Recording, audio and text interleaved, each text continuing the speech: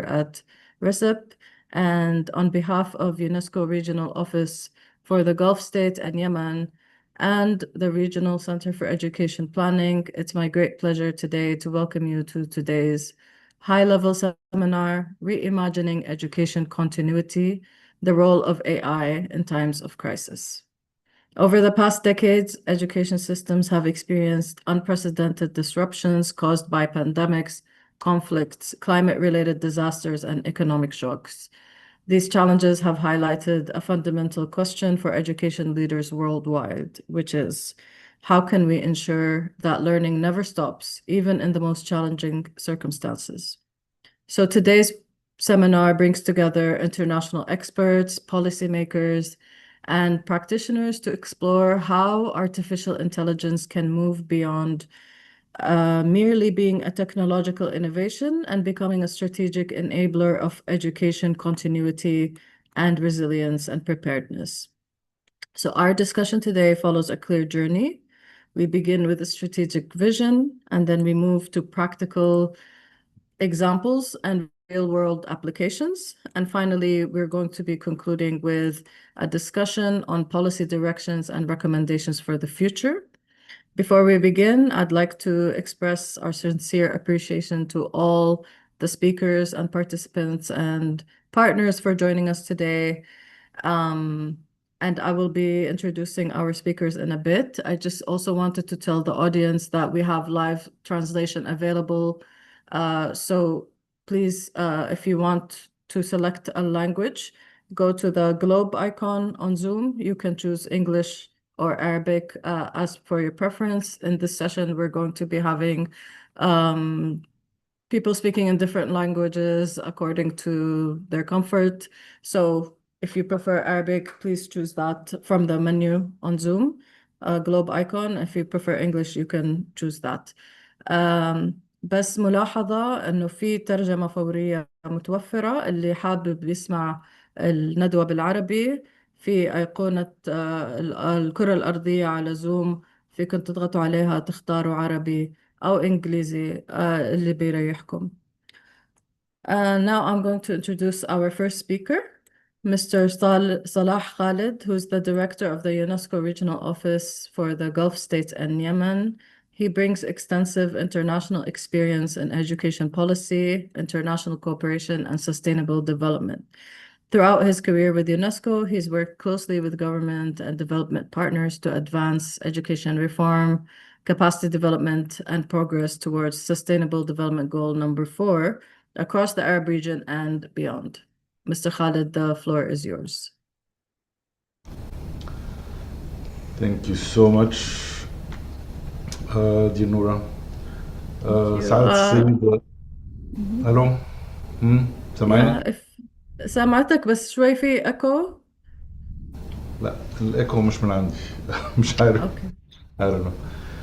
بسم الله الرحمن الرحيم. سعادة السيدة مهرة المطيوعي، مديرة المركز الإقليمي للتخطيط التربوي، أصحاب السعادة، الزملاء الأعزاء، الشركاء الكرام، السيدات والسادة، السلام عليكم ورحمة الله وبركاته. يسعدني أن أفتتح ندوة اليوم إعادة تصور استمرارية التعليم، دور الذكاء الاصطناعي في أوقات الأزمات، والتي ينظمها مكتب منظمة اليونسكو الإقليمي لدول الخليج واليمن بالتعاون مع المركز الإقليمي للتخطيط التربوي في دولة الإمارات العربية المتحدة. وتندرج هذه الندوة ضمن سلسلة من الندوات الإلكترونية التي تهدف إلى دعم الدول الأعضاء في المنطقة في تعزيز جاهزيتها للأزمات والاستفادة من الدروس المستفادة وتبادل الخبرات. ونجتمع اليوم في وقت تواجه فيه الأنظمة التعليمية حول العالم تحديات غير مسبوقة ومتشابكة، فعلى مدى العقد الماضي أدت الأزمات العالمية من الأوبئة والنزاعات إلى الصدمات المناخية والاضطرابات الاقتصادية إلى تعطيل التعليم على نطاق واسع. وفي ذروة هذه الأزمات وكانت كوفيد-19 تأثر أكثر من 1.6 مليار متعلم بإغلاق المدارس في أكبر اضطراب تشهده الأنظمة التعليمية في التاريخ الحديث. لكن لم تكشف هذه الأزمات فقط عن حجم الاضطرابات التي قد تواجه العملية التعليمية فحسب، بل أسهمت أيضا في إبراز الجهود الكبيرة التي بذلتها الدول لضمان استمرارية التعليم وتعزيز جاهزيتها عبر تطوير حلول مبتكرة وتسريع التحول الرقمي واعتماد نماذج تعليمية أكثر مرونة وقدرة على التكيف، بما يساهم في بناء أنظمة تعليمية أكثر صمودا واستجابة. واليوم لم يعد السؤال ما إذا كانت الاضطرابات ستحدث، بل ما إذا كانت أنظمتنا التعليمية تمتلك القدرة والجاهزية الكافيتين للصمود في مواجهتها. وفي هذا السياق المتسارع والمتغير يبرز الذكاء الاصطناعي كفرصة واعدة، ليس باعتباره غاية في حد ذاته، بل بوصفه أداة استراتيجية قادرة على تعزيز مرونة النظم التعليمية واستمراريتها وتسريع مسارات التحول والتطوير فيها. أصحاب السعادة الحضور الكرام، نشهد اليوم في مختلف أنحاء العالم كيف يمكن للذكاء الاصطناعي أن يدعم الأنظمة التعليمية في أوقات الأزمات، فمن منصات التعلم التكيفية التي تخصص تجارب التعلم وفق احتياجات المتعلمين، إلى التحليلات التنبؤية التي تساعد في تحديد الفئات الأكثر عرضة للمخاطر، وصولا إلى أنظمة البيانات الآنية التي تدعم اتخاذ القرار. أثبت الذكاء الاصطناعي قدرته على الإسهام في تعزيز استمرارية التعلم وضمان مواصلته حتى في أوقات الأزمات. والأهم من ذلك أن الذكاء الاصطناعي يتيح تحولا في طريقة التفكير من الاستجابة التفاعلية للأزمات إلى الاستعداد الاستباقي لها، فهو يمكن الأنظمة التعليمية من استشراف المخاطر وتوجيه التدخلات وتحسين التخطيط، بما يعزز قدرتها على ضمان استمرارية العملية التعليمية في ظل ظروف عدم اليقين وعدم الاستقرار. ومع ذلك، وكما تؤكد منظمة اليونسكو باستمرار، يجب أن يستند هذا التحول إلى مبادئ واضحة وأطر عملية راسخة. فلا بد أن يستند توظيف الذكاء الاصطناعي في التعليم إلى مبادئ الشمول والإنصاف، كما ينبغي أن يضمن حماية خصوصية البيانات ومعالجة مخاطر التحيز، وألا يؤدي استخدام التكنولوجيا إلى تعميق الفجوات القائمة أو زيادة أوجه عدم المساواة، ولا سيما في أوساط المتعلمين الأكثر هشاشة. ويكتسب هذا الأمر أهمية خاصة في المنطقة العربية وخارجها، فبينما تتوسع فرص التحول الرقمي، لا تزال الفجوات في الوصول إلى التكنولوجيا والبنية التحتية والقدرات المؤسسية قائمة. ومن هنا تأتي أهمية ندوة اليوم وتوقيتها المناسب، ولا يقتصر هدفنا على استكشاف إمكانات الذكاء الاصطناعي، بل يتجاوز ذلك إلى ترجمة الابتكار إلى سياسات وممارسات عملية قابلة للتطبيق. ونسعى من خلال هذه الندوة إلى تعزيز الفهم المشترك لكيفية بناء أنظمة تعليمية أكثر مرونة وشمولا واستعدادا للمستقبل، بالاستناد إلى الرؤى الاستراتيجية والتجارب العملية واتجاهات السياسات ذات الصلة.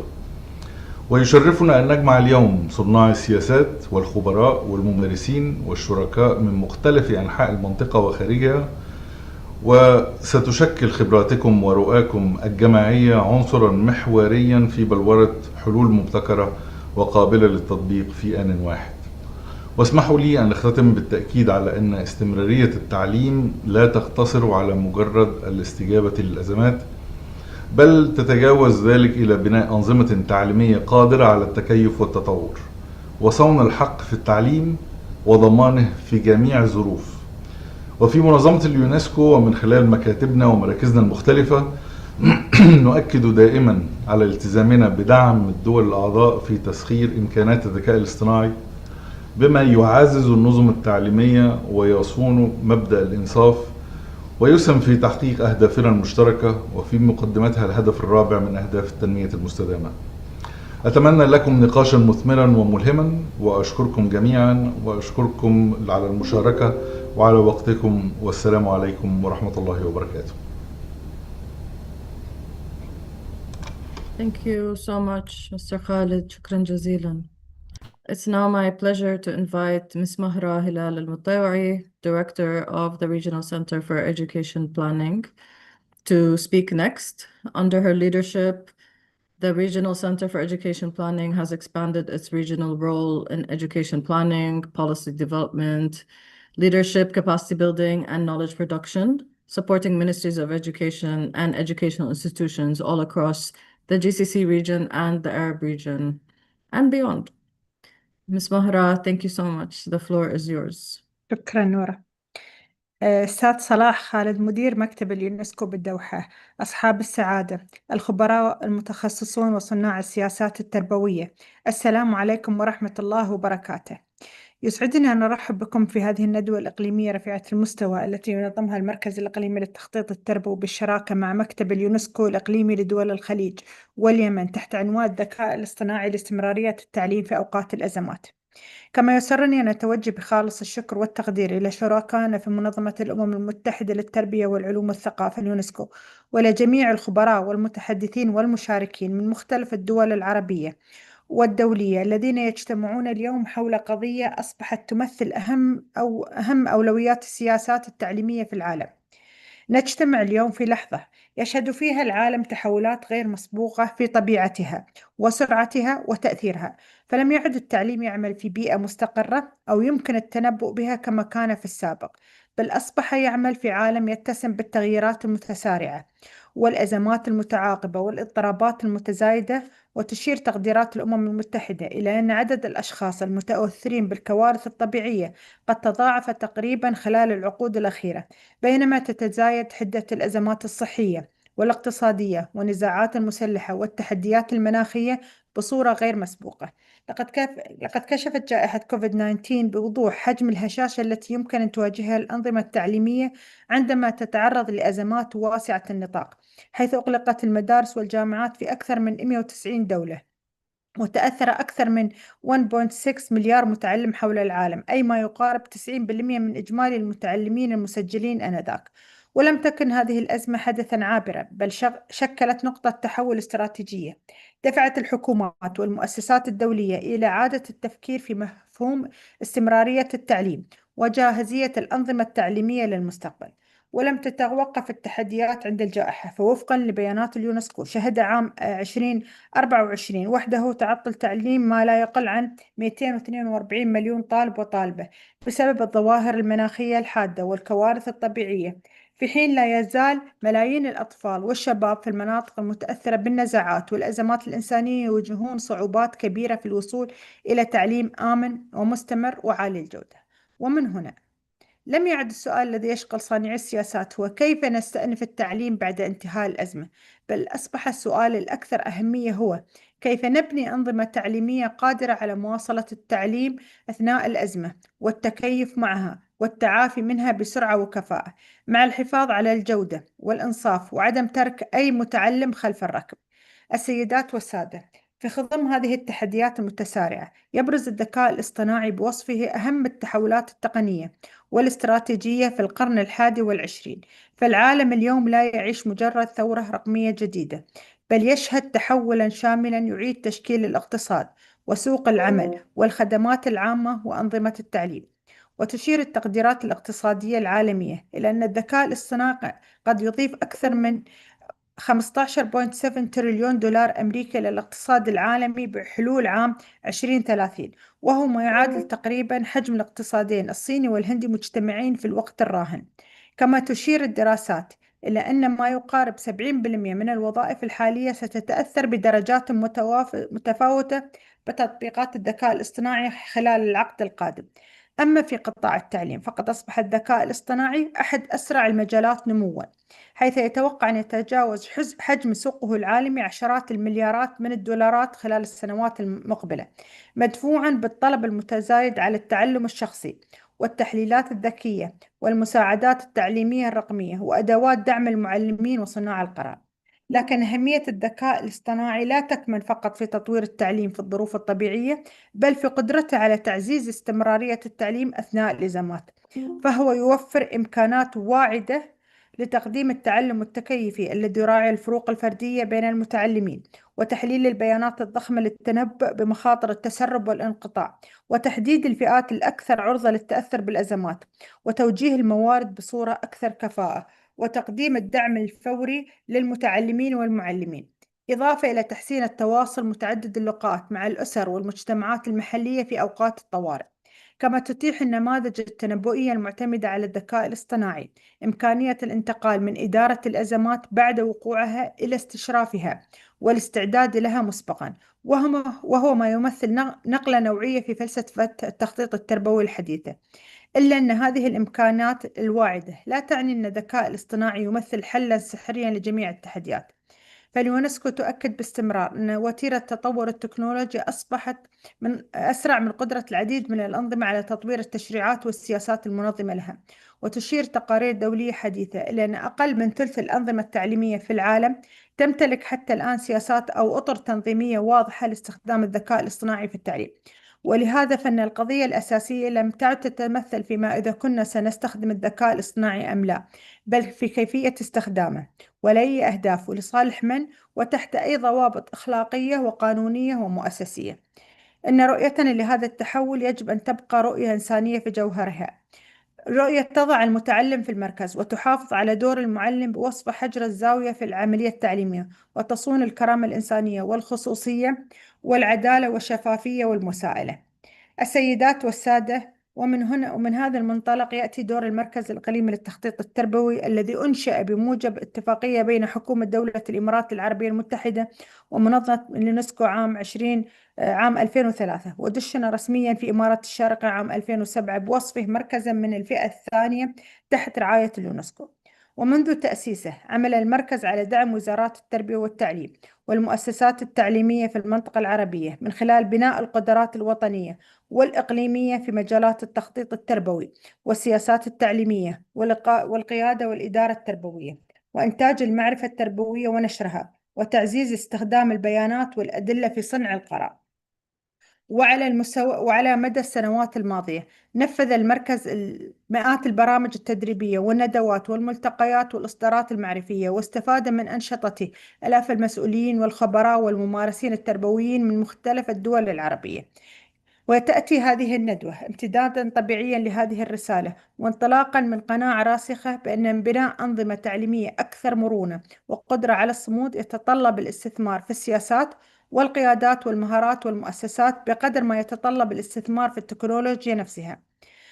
السيدات والسادة، لقد أظهرت التجارب الدولية أن الدول التي تمكنت من ضمان استمرارية التعليم أثناء الأزمات لم تكن بالضرورة الأكثر إنفاقاً على التكنولوجيا، بل أكثر جاهزية من حيث السياسات والحكومة والقدرات البشرية. وتؤكد تقارير البنك الدولي أن نجاح التعلم الرقمي أو التعلم المدمج لا يعتمد على التكنولوجيا وحدها، وإنما على تكامل عناصر رئيسية هي المعلم المؤهل والتكنولوجيا المناسبة والمتعلم المنخرط في عملية التعلم. ومن هنا فإن رسالتنا اليوم إلى صناع القرار واضحة. أولاً، يجب أن تسبق الحوكمة التوسع في استخدام الذكاء الاصطناعي من خلال تطوير أطر وطنية للبيانات والخصوصية والأمن الرقمي وضمان الجودة والمساءلة. ثانياً، يجب أن تكون الأخلاقيات جزءاً أصيلاً من التصميم والتنفيذ وليس مجرد إضافة لاحقة، بما يتوافق مع توصية اليونسكو بشأن أخلاقيات الذكاء الاصطناعي. ثالثاً، يجب أن تبنى العدالة والشمول في قلب الحلول التقنية نفسها لضمان استفادة جميع المتعلمين وخاصة الأكثر هشاشة وتأثراً بالأزمات. رابعاً، يجب أن نستثمر في بناء قدرات المعلمين والقيادات التربوية وصناع السياسات، لأن التكنولوجيا مهما بلغت من التطور لا يمكن أن تحقق أثرها دون موارد بشرية قادرة على توظيفها بفعالية ومسؤولية. السيدات والسادة، إن مسؤوليتنا اليوم تتجاوز إدخال أدوات جديدة للمنظومة التعليمية، إنها مسؤولية إعادة تعريف مفهوم الجاهزية التعليمية في القرن الحادي والعشرين، والانتقال من منطق الاستجابة للأزمات إلى منطق الاستعداد لها، ومن الحلول المؤقتة إلى بناء القدرة المؤسسية المستدامة، ومن التجارب المحدودة إلى السياسات الوطنية القابلة للتوسع والتأثير.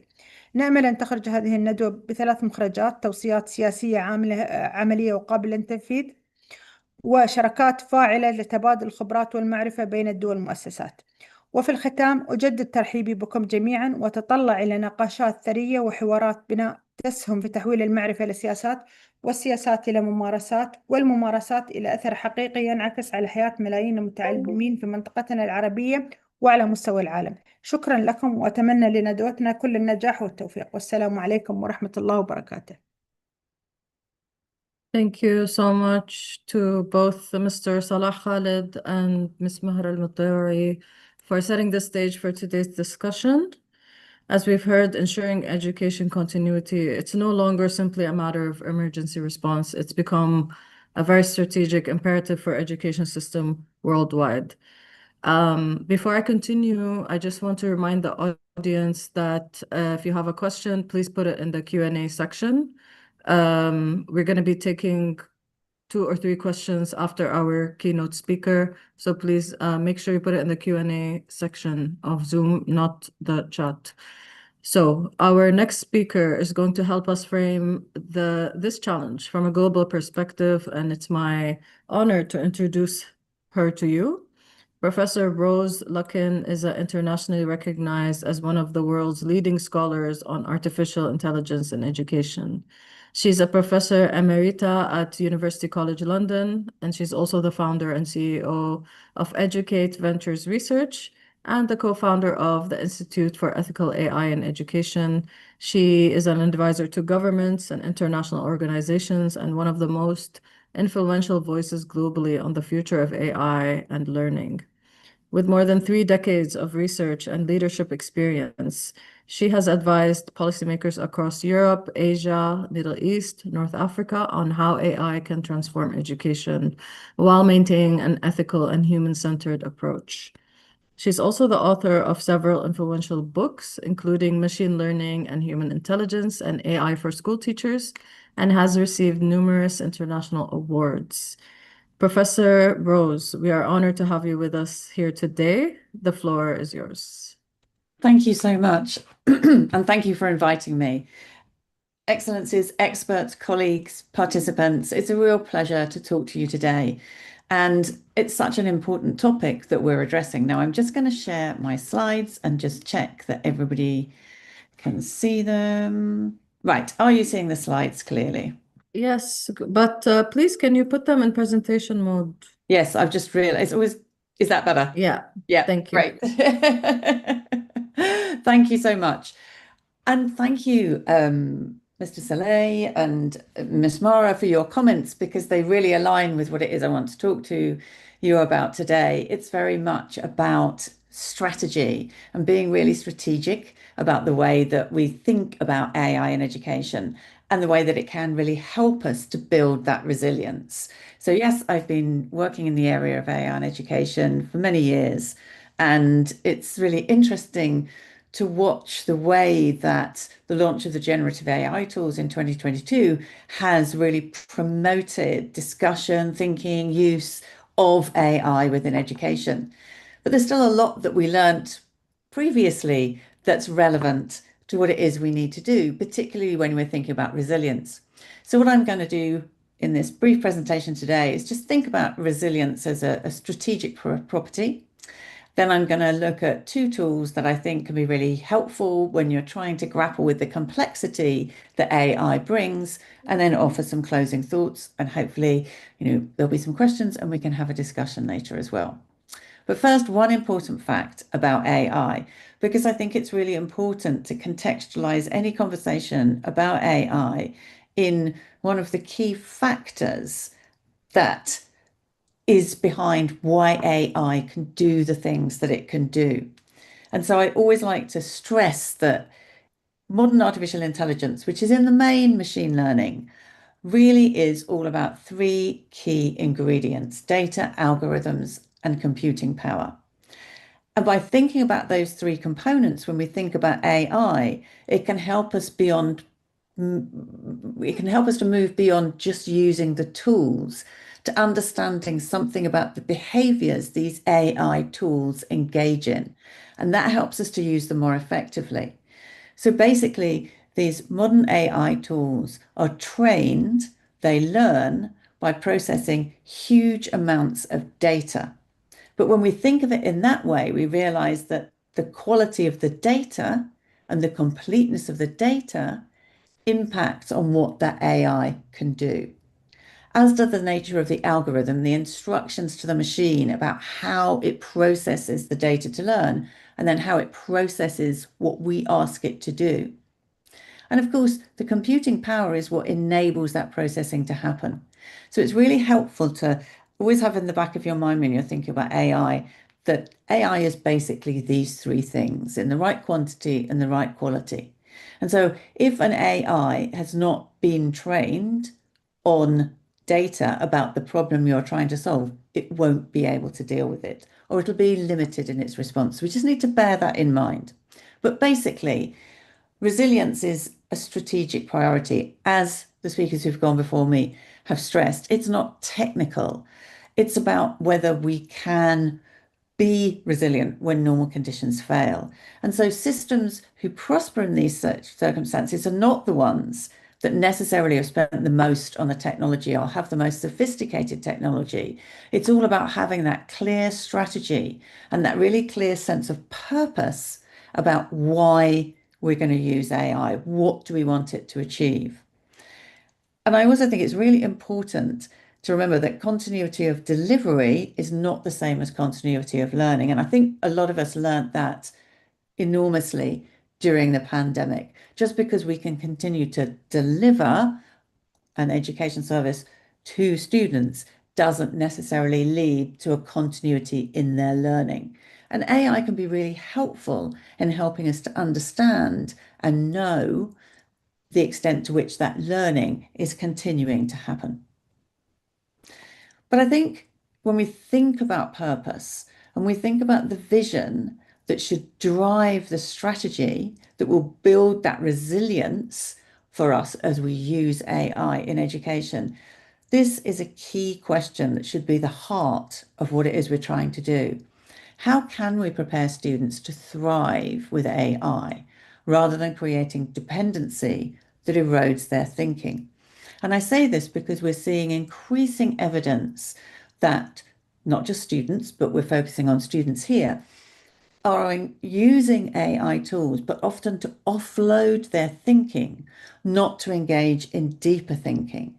And so it's really important that at the heart of what we do with AI, at the heart of the strategies that we develop, we are always thoughtful about how can we use AI to help strengthen our students' thinking, to help them think harder, to help them be more intellectually capable, rather than them offloading their thinking to the AI tools. And so my motto is learn fast, act more slowly. And I think that's really wise. There's a lot going on, and we need to learn about what this AI is, what it can achieve, what it is that it can do for us, and how we can help people to understand enough about the AI to use it safely and effectively. So it's learning about AI, ensuring that we're really clear about the purpose we want it to serve before actually acting. With one exception, which is my third bullet point here. So we need to gather evidence and build understanding first, so that we can then embed change deliberately and carefully. It's very tempting to feel that we've got to rush into action because AI is moving so quickly. And we certainly do need to rush to learn about it and to try and understand it. But what we actually do as a result of that learning and planning is a little bit slower and more careful. And so there's one exception to that, and that I think is governance and ethics. I think we do need to move fast when it comes to putting in parameters so that people who are using the AI tools within our institution, within our organization, understand what the boundaries are, what it is they should be doing with AI, and what it is we don't want them to do with AI. It's really important. So it's fine for me to say this is what we need to do, but how about some tools to help us to do that? So I'm going to talk to you briefly about two tools that I think can be really useful as you're trying to structure your thinking in a world that's full of noise because so much is happening. So the first of those tools is these three lenses, which I think are really helpful to structuring your thoughts and your planning about what you want the AI to achieve. So we can think about AI as a tool, and that's mostly what people tend to think of it as, it's a tool that can help us in our educational processes. It might be in the back office, it might be for administration and operations, but equally it might be within the teaching and learning to support lesson planning, to support assessment, whatever it is, it's a tool to be used to help us within the education sector. Secondly, and this is a slightly different perspective, but really important, is the lens through which we look at AI as something that is precipitating the need for change. AI is shining a light on poor pedagogy and poor assessment in particular. We're seeing, particularly in higher education, increasing number of reports showing us evidence that students, when they're asked to produce an output, such as an essay or a report, are turning to the AI, offloading their thinking because we're just asking them to produce an artifact that AI is capable of producing. And if an AI can produce it, then it's not a good assessment of whether the student has understood. There's some very interesting data collected here in the UK recently from higher education students who themselves were saying that, yes, if they're just asked to produce a particular piece of writing and nobody's going to test whether they actually understand it, they will use the AI to do it, and they know they're handing in assignments that they don't really understand. So we've got to recognize that now we need to think very carefully about our own human intelligence, because increasing our human intelligent capabilities is what we need the AI to do. As I say, the biggest risk is that we allow it to dumb our thinking down. This is a moment where we need to use these smart technologies to help us as humans be more capable, be more intelligent. So it's a real catalyst for us to think about how we do that. There's a little bit of a litmus test, if you like, that you could use whenever you're using AI and think, how am I using this? Is this making me think harder? Is it making me to do something more intelligent? Or is it actually helping to do something that didn't require a huge amount of intelligence, but now I've got a bit more time so I can do something else that does? But whatever we're doing, we need to be thinking fundamentally about our own human intelligence. And then the third lens is recognizing that AI is a subject that people need to understand. We're seeing, again, increasing evidence that people who maybe looked as if they were gaining ground early on in their use of AI, because they don't really understand the underpinning technology, they just know how to use a chatbot or a particular planning tool or whatever it is, they're not progressing in the sophistication of their use. So everybody needs to understand, to an extent, something about artificial intelligence. And I don't mean by that everybody has to be an expert in the technicalities of building AI, but I do mean that everybody needs to have a working understanding of the foundations of what artificial intelligence is, what it can do, what it's good at, and what it's not good at. And that's why I started the talk with that slide with those three core ingredients: data, algorithms, processing power. Because if people have a better understanding, for example, that when they use a generative AI tool, it is just very sophisticated pattern matching. And if the tool does not have within its knowledge a pattern that matches to what we're asking them to what we're asking for, then it will make things up. So having that underpinning knowledge means that you can become power users of the tools. So these three lenses are not mutually exclusive, they're highly interconnected, but it's a useful structuring tool for when you're thinking about AI. And sometimes you might say, well, actually, I'm going to focus on that increasing human intelligence in my policy because that's what matters most. And then the other two serve that purpose. So it's a way to help you focus what you're doing at this particular moment in time, because we can't do everything all at once. And so if we think about systems that succeed and what they have in common, then I would identify these four habits as being observable within their practice. So really having clear priorities, and that's where those three lenses can help. Are you going to prioritize using AI as a tool at the current time because that's what you feel is most appropriate for where your organization is at the moment? Or are you going to prioritize helping people to understand what AI is? A lot of it will depend on where you are in your journey through using AI, but they can certainly be helpful as a structuring tool. And we can see that they address the 4 dimensions that I'm going to present to you. So they think about governance and ethics, they think about piloting and rolling out examples, learning and then scaling. They think about the infrastructure, and all important, they think about capability, building the workforce that can use the tools effectively, building within students the capabilities to use the tools effectively. They pilot and gather evidence before they scale, and that's crucial to success. And most importantly, they build teacher agency from the outset. And that agency comes from being empowered in your use of AI tools because you understand enough about how the AI behaves to be able to use it safely and effectively. And so you might look, for example, at a country like Estonia and see how they really thought through what it was they wanted to achieve, got groups of teachers and leaders together before they ever decided on what kind of tool to buy. They looked at how things could work across the whole system. They piloted, gathered evidence before scaling, and absolutely put huge amounts of effort into building teachers' capability right from the outset.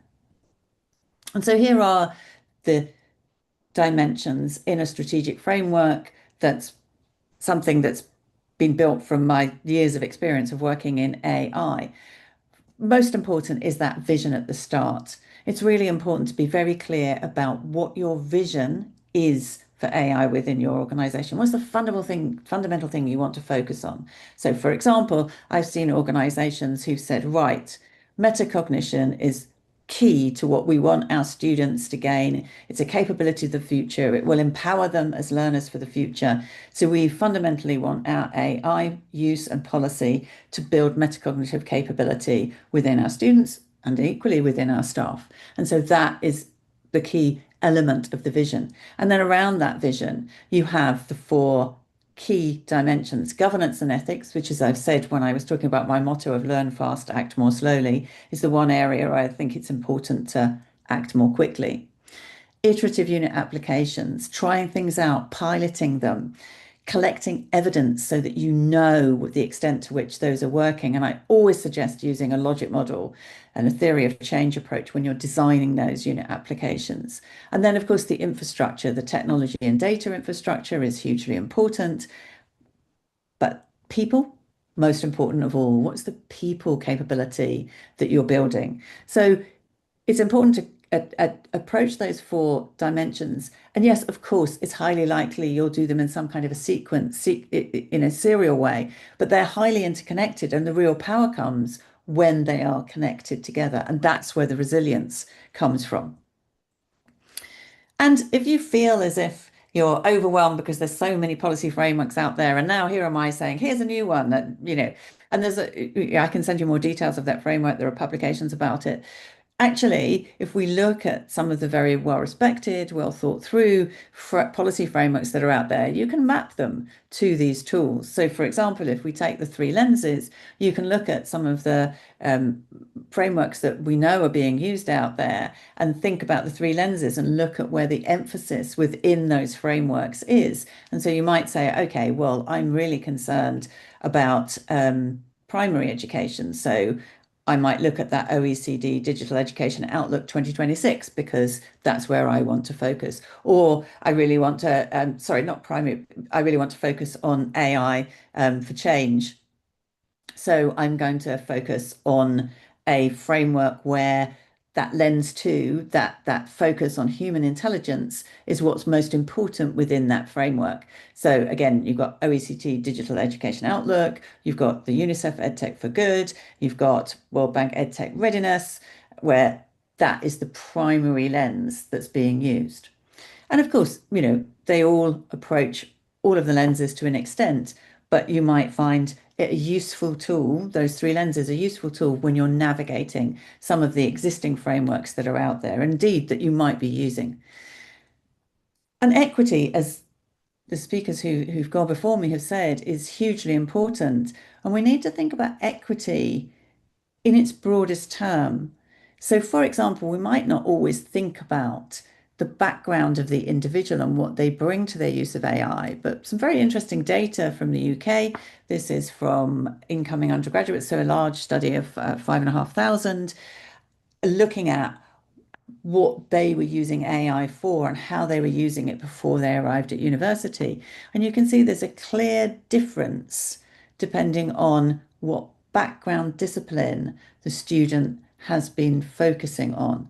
Makes a difference to how they use it, the extent to they use it. So average adoption might be 60%. But actually, if you look at language studies, you'll find it's only about 37% usage in incoming students, which is very different.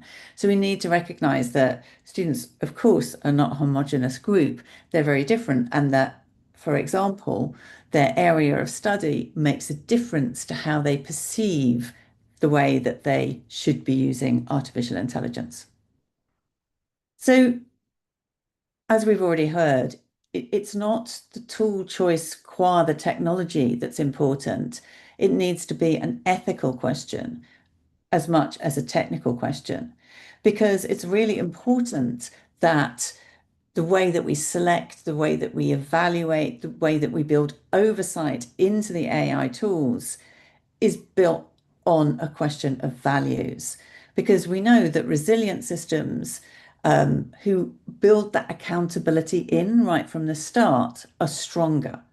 And so we don't want to be trying to build that in after the tools are being used. We need to build it in up front. Again, why I say that governance and ethics dimension is really important. And so I think we can say that a resilient system has a connected strategy across the 4 dimensions built around that vision. And we recognize, of course, that it's not a question of whether to act. We know students are using these technologies, we have to act, but it's, are we shaping the system or are we reacting? We need to be proactive, and we need to plan, and we need to be purposeful in the way that we go about developing our AI strategies to build in that resilience. And as I say, here are 2 tools that can help you in that. And I said there's an awful lot going on in AI, so please try and read my skinny. It's free, comes out every month, and I try and pull together all the things that I found interesting in the world of AI and put them into an education frame, because there's so much happening. It's really difficult to keep up to date. So maybe this is one tool you can use to keep up to date. I also have an AI landscape visual that I put out each week, where I look at the research that's gone on in the previous week or the previous few weeks and create a little visualization. It's just a 1-page interactive visualization. You always dig into some of the sources in more detail if you want. But again, it's a way to help you keep on top of what we're learning as we see more and more use of AI, because evidence is so important. And for a bit of fun, I have a baking channel on YouTube. I've done 1 season last year where I look at how you can learn about AI through baking to try and get the point across that anybody can understand AI. I'll be doing another season later this year. Yeah, and if you want to know anything about Educate Ventures, we work very closely with Cambridge University, and I'm very happy for these slides to be shared, so you can use that QR code to find out more. I'm here, I'd love to work with you more. I hope you found this useful, and I'm really happy to answer questions. Thank you very much for listening. Thank you so much, Dr. Rose. We'll be taking a couple of questions now from the audience. Just 1 second while I go through them. Okay, so Sharifa asked, how are we able to protect our personal data from anyone who wants to steal our voice and picture? Thank you so much. Do you Yes, have any advice then? It's a real worry, isn't it? I think all too often and I do it myself, we're faced with a set of terms and conditions when we sign up to using a tool and we don't really read them carefully. So we're not really aware what it is we've given away. And I think it's very hard. One of the ways that we're trying to help people to do that is I run a coalition of school and college leaders, where one of the themes that we're addressing through that coalition is what I call data stewardship. And so it's trying to open up conversations with people about what it means to steward your data and to steward the data of your learners, the learners for whom you're responsible.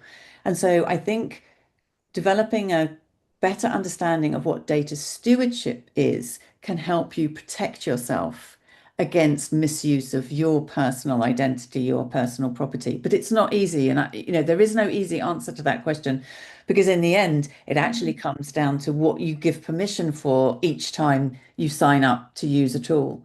And it's not always clear. And often what you're signing up to is not only a lengthy document, it changes after you've signed up. You might get a message saying, "Oh, we've changed our terms and conditions," but do we read them? So I think it's something we need to take what it means to steward your data and your personal identifier as part of your data in the world as we have more and more AI being used, because AI compounds the problem. I wish there was an easy answer. There isn't. Yeah, no, we have a couple of questions actually in the chat about similar theme, protection of children's personal data. Yes, so important. Very important. And I think people, yeah. again, going back to why I started with that slide, data algorithms and processing power, is to try and get people to think about what it is the tool is doing. You give it data when you ask a question of an AI. What data are you giving it, and what is it going to do with that data? So you have to be careful not to give personal information away, particularly if you know that that tool is then going to add that personal information to its database. So you need to be careful with the settings of these tools to make sure that that's not the case. But fundamentally, you need to be vigilant about what it is you actually give the tool to use. Yeah. So it's a really important topic. And as I say, it's complex. Hence why we have this data stewardship element to the project that we're running here with school and college leaders, to constantly think about that question and how we go about that protection piece, because it is so important. Thank you so much. I guess we have time maybe for one more question. Somebody asked, can you please briefly touch on AI in terms of education administration and decision making? Can you guide me on where I can learn more about AI and admissions? Interesting. I think This AI, is something. yeah, can be very, very useful in administration, in some of the nitty-gritty tasks that are about processing data, processing information. AI can be very, very useful in that space. What I think we need to be really careful about is decision making. So the most important thing is to make sure you get the balance between what the human does and what the AI does right. So when it comes to making a decision, are you happy for the AI to make that decision for you? And I think if it's anything other than a very low level decision, you're probably not. So the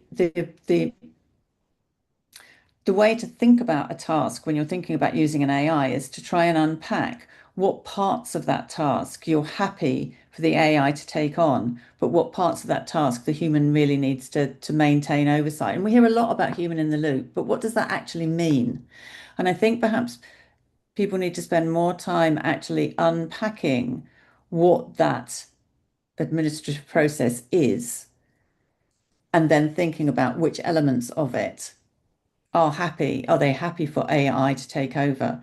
I mean, for example, thinking about something and making a presentation. If you're thinking about making a presentation, you're a teacher, you're in a school. I know you were talking about administrations, and back office. So it could be a presentation about finance. It could be a presentation about anything.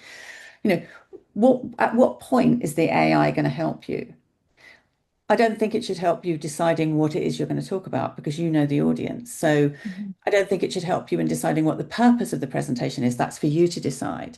But maybe it can help you to pull together some of the information that you want. Maybe it can help you with some of the visual presentation. Maybe it can help you in achieving consistency. So it's really about thinking about whatever task it is you're thinking, task, process, activity that you're wanting AI to help you with, and spending a bit of time unpacking what the different steps in that activity are, and then deciding where the AI fits. And the question was also asking where to find out more. There are so many different AI courses out there freely available online, and many of them are fine. I think the Finnish Elements of AI course, if you want a basic understanding of AI, is excellent. It's free.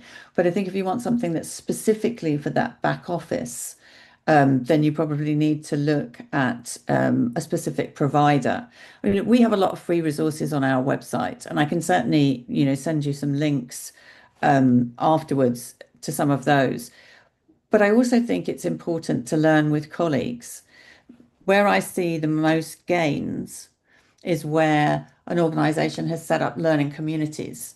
And so people learn from each other, they share their practice. I was observing activity in a scale-up company recently, and they had put a lot of emphasis on groups getting together, learning, sharing what they'd done, taking time out to share with each other and to really probe what it is you're doing with the AI and whether it's really bringing benefit, whether it's complicated, whether it's straightforward, how you can help other people to get, on board with it. So building that learning community so that everybody is constantly recognizing that they need to learn together. Because the thing is, the nature of the AI tools is evolving. So it's not as if you can learn how to do it once and then forget it. You need to be learning all the time. So I think creating those communities is a really good way of building understanding of AI into practice as that practice with AI is being developed. I hope that's helpful. Thank you so much, Dr. Rose. And thank you to our participants for these questions. We'll also have a chance to answer some questions at the end. So yeah, we'll have a couple of sections where we will be taking questions. So Thank if you. you're, yeah, thank you, Dr. Rose. Now we will transition to the second session of the seminar. Dr. Rose gave us a strategic vision, and the next question the seminar wants to answer is, what does successful implementation actually look like? How can AI and emerging technologies move from policy aspirations to practical solutions that support learners, students, teachers, institutions during times of disruptions? So right now, we're going to move from vision to practice.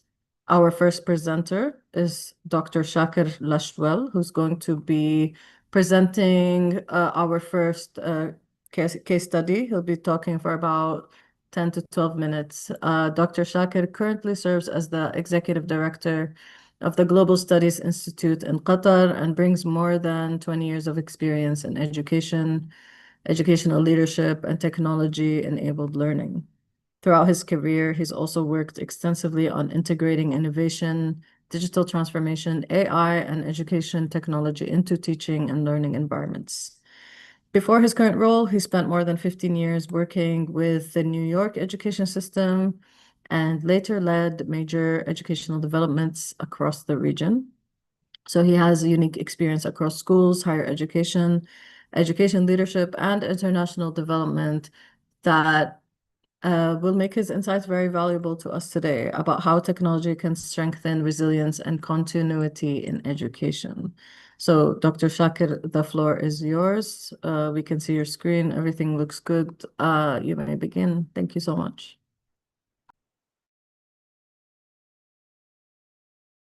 Dr. Shakir, you are on mute. After we start. Okay. Okay. Okay. You can reshare your slides. Thank you for the introduction, Nora. Thank you. Okay. Good afternoon, Your Excellencies, colleagues. Good afternoon. Thank you for joining us today. I'm happy and honored to present this topic with you. My disclaimer today, because I may be shifting a bit from AI, to really focus on solutions that can be effective during times of crisis and can ensure the continuity of education. And AI is an important part of the calculation, but it's not necessarily a magic fix.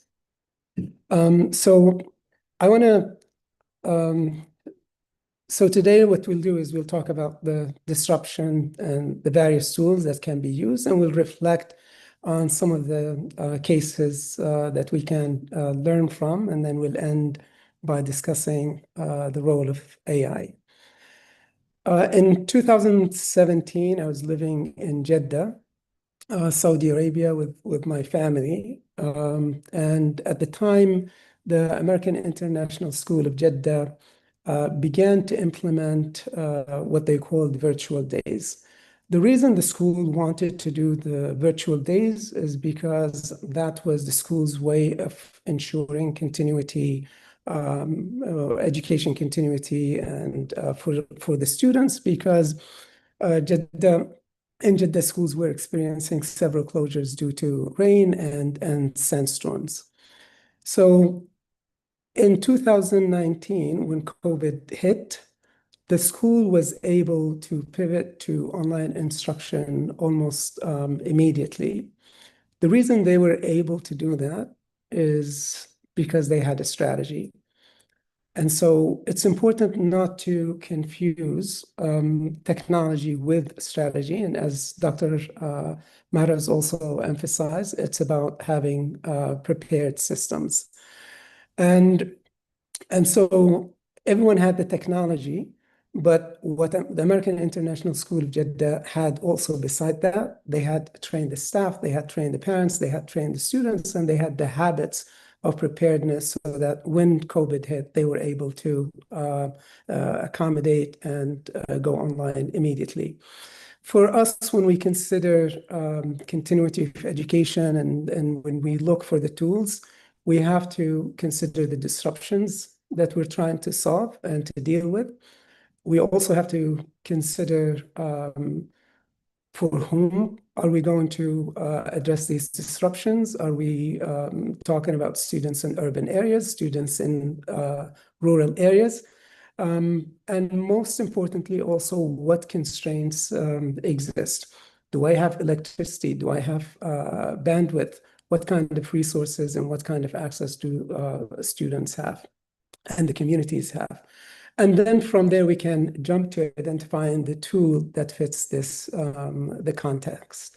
So the goal is not novelty. The goal is not looking for trendy solutions. The goal is continuity that actually reaches learners. There are different kinds of disruptions that can happen because of different events, war situations, the displacement, natural disasters, damaged infrastructure because of natural disasters or war situation, teacher disruption for various reasons, again, and we also have the inherent discontinuity in education due to poverty, language, disability, and gender, and rurality in some places. So we have different disruption patterns that require different continuity tools. So for us, when we consider the tools, whether we're thinking about AI solutions or any other technology solution, we must address the disruption, but we also have to match the context. We can put the AI in the strategy, but realistically, if the environment or the setting or the community is not going to have access to the bandwidth, or then maybe we have to rely on other aspects of technology, and it could be a low tech technology. So if school is closed and schools are closed, and we don't have the broadband and we don't have access to the internet, maybe we need to leverage the radio and TV and the print, and we need to engage the teachers and reaching out to the parents and to mobilize the communities. If the families have phones, but not the broadband, maybe we need to rethink the technology that we're using, and it may not necessarily be the most sophisticated technology. It could be instruction that can be delivered through SMS, WhatsApp, or even lightweight AI, which can be accessed through SMS, as we will see from some of the examples we'll come across. If internet is absent or unstable, there are solutions associated with having offline servers and sync later platforms that can basically be accessed during power interruptions or disconnection from the internet, and then they can sync once the power is back or the connection resumes.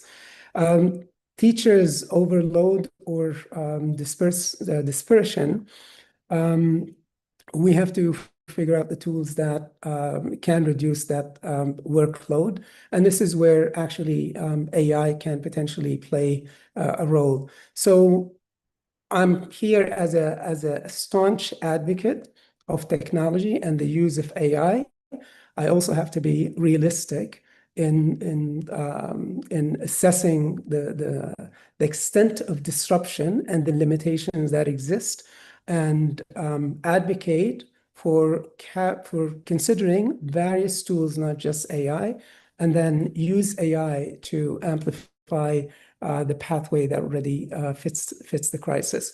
We have several examples that we can learn from Peru during the COVID crisis. The company was able to scale and reach 7.2 million students. They were able to do that because they had their access to the students was through multiple channels, from radio channels to television, where they broadcasted instruction directly, to the internet that was available to students who were living in urban areas and cities. But even with these channels, it was the teachers who were able to support the students. More than that, they also wanted to make sure that they had provided the instruction to students in rural communities and students who were speaking different languages, or the indigenous languages, and 9 languages, where the content was translated to 9 languages.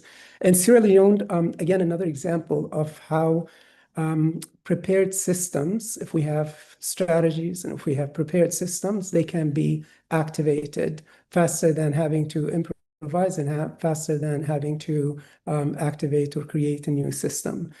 During the Ebola crisis, lessons were pre-recorded for radio and television.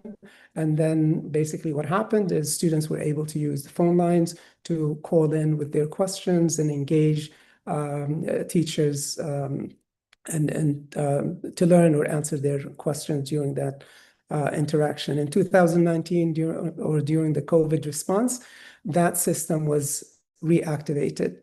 And again, now, if I'm talking about content, where content was, let's say, created at some point, this is where AI can potentially come in to support content creation and improve basically the production of content and the follow-up with students. The Edo best example from the state of Nigeria, the Edo Basic Education Sector Transformation, was actually an initiative that happened before, that was actively happening before COVID. And it involved trying to reach students with printed self-study, radio broadcast, and while with teachers also. So after the COVID, basically they all of these resources, teachers received coaching, training. The teachers had tablets under the first and under the initial initiative. And most importantly, it was also the community mobilization that helped this program reach as many students and ensure the continuity of education for these students. So as we gather from this, it's not just about the technology, it's also about the human intervention, the human engagement that can happen primarily from the teachers who have the resources, who have the training, and who have the ability to support the students, and then also in this case, the community mobilization that took place.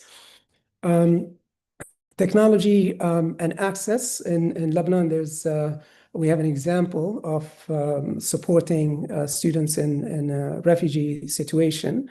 And in that case, the instruction was provided through the WhatsApp platform. The platform was widely available. 68% of refugee families had access to the devices. And so the assumption sometimes we assume that because families had access to the device, that students will have access to the device. It turned out that many students could not access the platform because those devices that the families had were not readily available to the students. And then they noticed that when they provided cash grants for students to buy data, that improved access to the platform. And then when they loaned the students and provided the cash grants, the improvement reached about 28% increase in the access of the technology. A quick AI-based solution that was used in Kenya, the MSHOL solution, where AI, it's a low bandwidth AI. It's not a ChatGPT thing. It's a low bandwidth AI pathway that is accessed through SMS.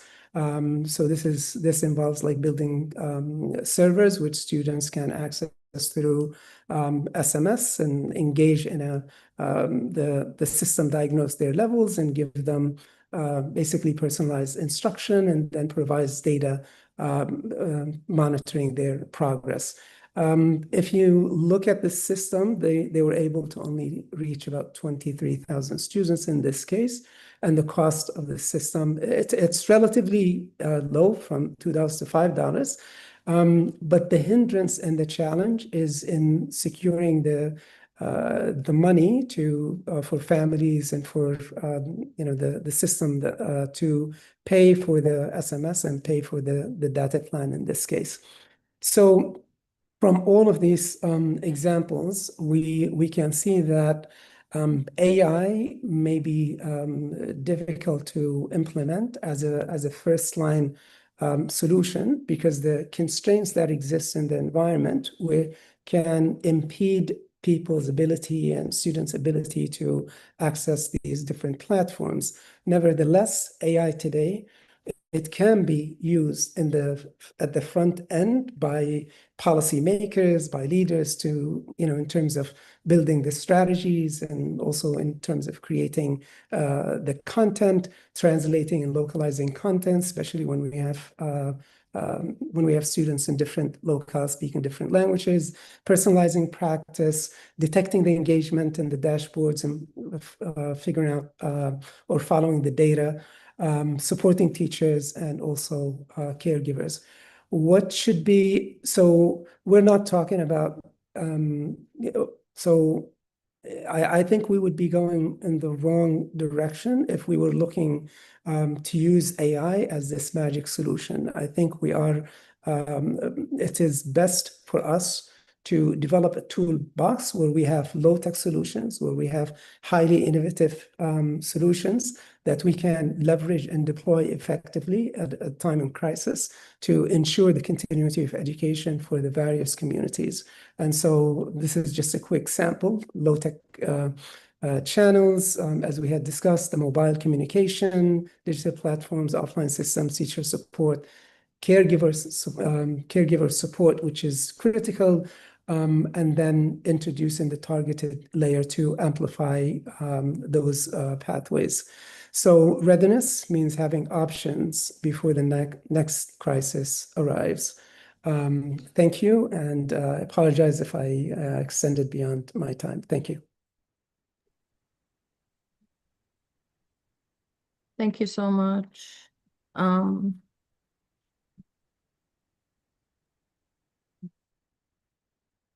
Sorry, one second.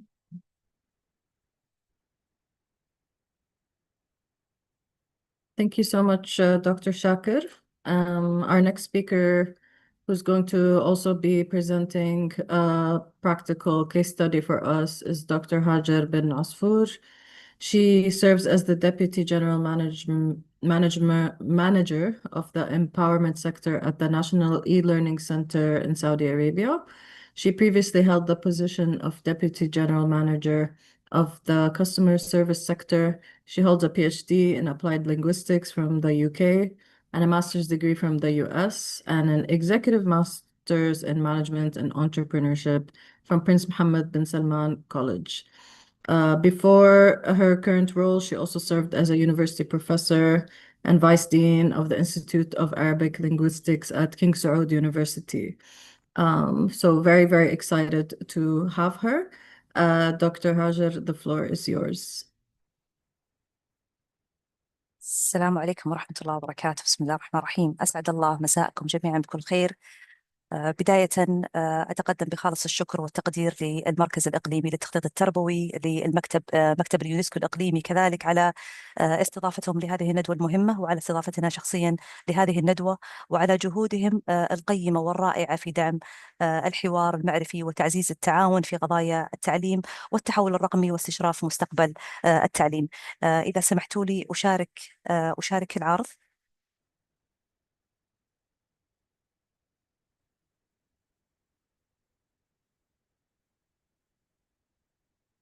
أصحاب السعادة، الزملاء والزميلات، يسعدني أن أكون معكم اليوم للحديث عن موضوع أصبح الآن في قلب مستقبل التعليم، وهو استخدام الذكاء الاصطناعي لضمان استمرارية التعليم أثناء الأزمات.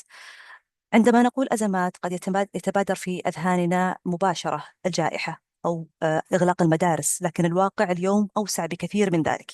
الأزمة قد تكون لدينا صحية، قد تكون بيئية، قد تكون أمنية أو سيبرانية، أو حتى انقطاع تقني مفاجئ يؤثر على المتعلمين ويؤثر على التعليم.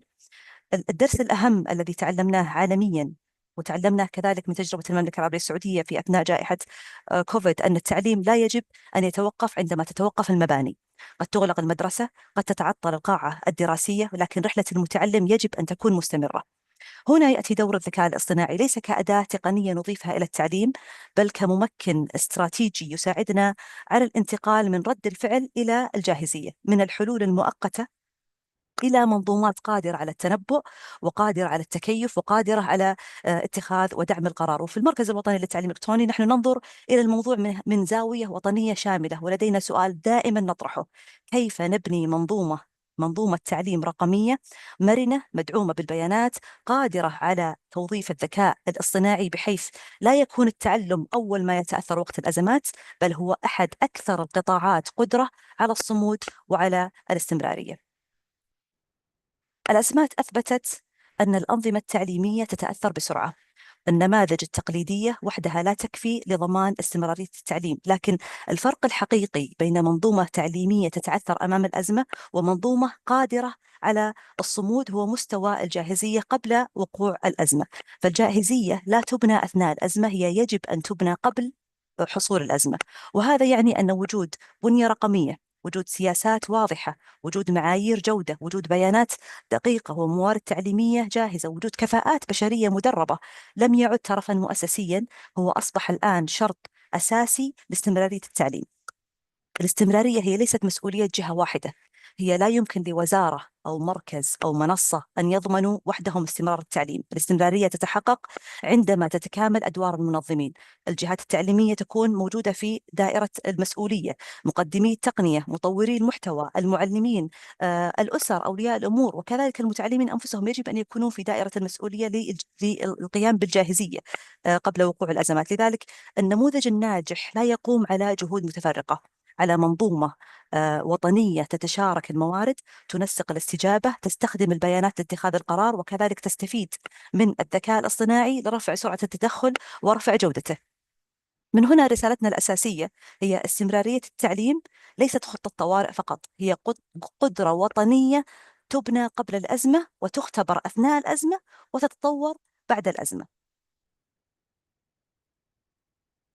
نحن ننظر إلى استمرارية التعليم من خلال إطار واضح للتحول إلى التعليم عن بعد في حالة الطوارئ. يقوم على 3 مراحل، كل مرحلة مرتبطة بالمرحلة التي تليها. المرحلة الأولى هي ما قبل الطوارئ، وهي مرحلة الجاهزية. وفي هذه المرحلة احنا ما ننتظر وقوع الأزمة، احنا نستعد لها بشكل مسبق.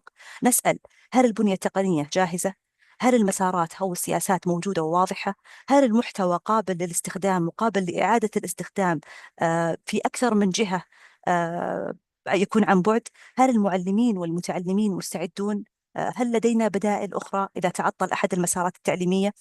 هذه المرحلة هي اللي تصنع الفرق، لأن المؤسسة التي تدخل في الأزمة دون جاهزية ستنشغل بإطفاء الحرائق، ستنشغل بإطفاء المشكلات بدل إدارة عملية التعلم.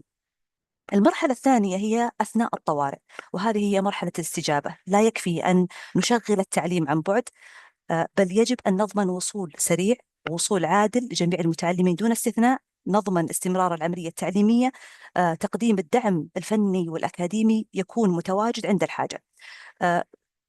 المرحلة الثالثة هي بعد الطوارئ، هي مرحلة التعافي والتحسين.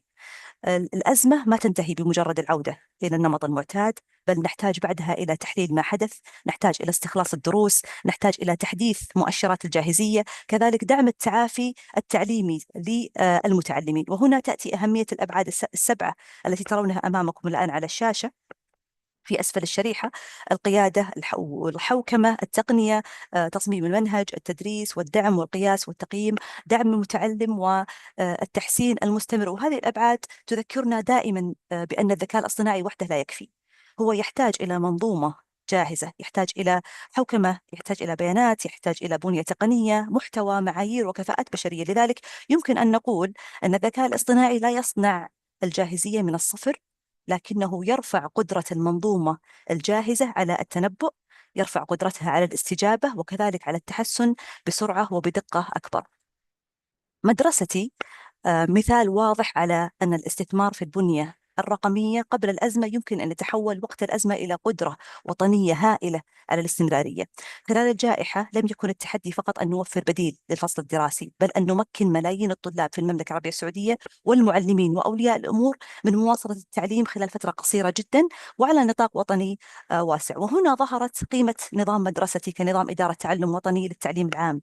استوعبت المنصة في فصل دراسي واحد أكثر من 6 ملايين مستخدم، وصل الوصول له 99% من الطلاب في المملكة. وهذا أشير له في دراسة نشرت على موقع المركز الوطني، قارنت حلول التعليم الإلكتروني التي طورتها الدول استجابة للجائحة في مقارنة بأكثر من 174 دولة. هذه الأرقام هي ليست مجرد أرقام استخدام، هي دليل على أن الجاهزية الرقمية يمكن أن تتحول إلى استمرارية حقيقية. والأهم أن منصة مدرستي لم تكن مجرد منصة تقنية، هي منظومة تشغيلية متكاملة، فيها محتوى، فيها تواصل، فيها أدوار وصلاحيات، فيها دعم فني ودعم تقني متكامل، وفيها تقارير، وفيها بيانات. وهنا لما ذكرنا بيانات يبدأ الربط مع الذكاء الاصطناعي. عندما تكون لدينا منصة بهذا الحجم، بهذا الكم المهول من البيانات ل6 ملايين مستخدم، فإنها ما توفر تعليم فقط، هي تولد بيانات تساعدنا على الفهم، وتساعدنا على التنبؤ للمستقبل، وتساعدنا على التدخل السريع. ومن خلال الذكاء الاصطناعي يمكن أن نعرف مبكرا أين انخفض التفاعل، وين المشكلة، من هم المتعلمين الأكثر حاجة للدعم، ما هي الموارد أو المسارات التي يمكن أن تساعدهم على الاستمرار. لذلك درس مدرستي بالنسبة لنا كان واضح: الجاهزية الرقمية هي الأساس، الذكاء الاصطناعي هو الذي يجعل هذه الجاهزية أكثر ذكاء وأكثر استباقية. بعد تجربة مدرستي ننتقل إلى السؤال الأهم: كيف يمكن للذكاء الاصطناعي أن يرفع جاهزية التعليم إلى مستوى أعلى؟ الذكاء الاصطناعي لا يحل محل المنظومة ولا يبدأ من الصفر، هو يجعل المنظومة أكثر قدرة على قراءة الواقع والتنبؤ بالمخاطر والاستجابة بسرعة وتخصيص الدعم بحسب احتياج كل متعلم. نرى الآن في هذه الشريحة 6 أدوار رئيسية للذكاء الاصطناعي في التعليم: قياس الجاهزية آليا. قبل الأزمة يمكن للذكاء الاصطناعي يساعدنا في قراءة مؤشرات الجاهزية ويجيب على أسئلة: هل البنية التقنية قادرة؟ هل المحتوى متاح؟ هل توجد فجوات في الوصول؟ هل المعلمين والمتعلمين مستعدون؟ بدل أن يكون القياس يدوي أو موسمي، احنا نقدر نقيس المتعلم ونقيس أداء العملية التعليمية من أول يوم في المرحلة الدراسية، ونعطي إنذارات مبكرة قبل أن تتحول الفجوات إلى أزمات. التعلم التكيفي وقت الأزمات، المتعلمون لا يواجهون الظروف نفسها، بعضهم لديهم وصول جيد، البعض الآخر لديه وصول محدود، بعضهم يتعلم ذاتيا، البعض الآخر يحتاج دعم أكبر. هنا يساعد الذكاء الاصطناعي في تقديم مسارات تعلم أكثر مرونة وأكثر عدالة حسب مستوى المتعلم وحسب احتياجه وحسب ظروفه. الإطلاق السريع دون برمجة في الأزمات، لا يوجد وقت لبناء حلول طويلة وحلول معقدة تقنية. أدوات الذكاء الاصطناعي الآن والمنصات منخفضة البرمجة تساعد الجهات وتساعدنا شخصيا على بناء نماذج سريعة. نستطيع بناء لوحات معلومات سهلة، نستطيع استغلال بناء مساعدين افتراضيين أو حلول دعم خلال وقت قصير. المساعدات اللغوية الذكية، التعليم لا يحتاج منصة فقط، هو يحتاج دعم مستمر. المساعدات الذكية يمكن أنها تجيب على الأسئلة، تشرح التعليمات، توجه المتعلم للمورد المناسب، تدعم المعلم في إعداد بسيط للأنشطة أو تبسيط المحتوى، وهذا يخفف الضغط على فرق الدعم وعلى المعلم وقت الأزمات. إتاحة المحتوى للجميع، الذكاء الاصطناعي يمكن أن يدعم الشمول من خلال التلخيص، من خلال الترجمة، من خلال التفريغ النصي، من خلال تحويل النص إلى صوت أو تبسيط اللغة، وموائمة المحتوى كذلك لذوي الإعاقة. فهذا مهم جدا، لأن الأزمة غالبا هي تكشف الفجوات الموجودة مسبقا، ولا نريد أن نعيد إنتاجها بشكل رقمي مرة أخرى. التحليلات التنبؤية، وهنا تظهر القيمة الأكبر. يمكن للذكاء الاصطناعي أنه يرصد مبكرا المتعلمين الأكثر عرضة للتعثر من بداية الفصل الدراسي، المتعلمين الأكثر عرضة للانقطاع، البرامج التي ينخفض فيها التفاعل، الجهات التي تواجه ضغط تشغيلي، وبدل أن نكتشف المشكلة بعد نهاية الفصل نستطيع أن نتدخل بشكل مبكر ونحافظ على تقدم المتعلم. بعد أن تحدثنا عن أدوار الذكاء الاصطناعي، يبقى لنا سؤال أخير، وهو ما الذي يحتاجه الذكاء الاصطناعي حتى يخدم استمرارية التعليم بشكل فعلي؟ الإجابة ببساطة هو يحتاج إلى منظومة. الذكاء الاصطناعي لا يعمل بكفاءة إلا إذا كان يعمل بمعزل. هو يحتاج إلى بيانات، هو يحتاج إلى محتوى، يحتاج إلى مسارات، يحتاج إلى حوكمة، بيئة آمنة للتجريب والتطوير بشكل مستمر. لذلك سوف نعرض 3 مكونات أساسية يتعامل معها المركز الوطني للتعليم الإلكتروني في المملكة لتوظيف الذكاء الاصطناعي في التعليم. أهمهم منظومة فيوتشر إكس، المنصة الوطنية للتعليم والتدريب الإلكتروني في المملكة. هي ليست مجرد بوابة للوصول إلى دورات من جهات متكاملة، هي منظومة وطنية تربط الجهات التعليمية ببعضها، كذلك مقدمي المحتوى، المنصات المحلية والعالمية، الخدمات، جميع الخدمات المقدمة على مستوى المملكة للتعليم الرقمي، البيانات لجميع الأنظمة التعليمية الموجودة في المملكة العربية السعودية.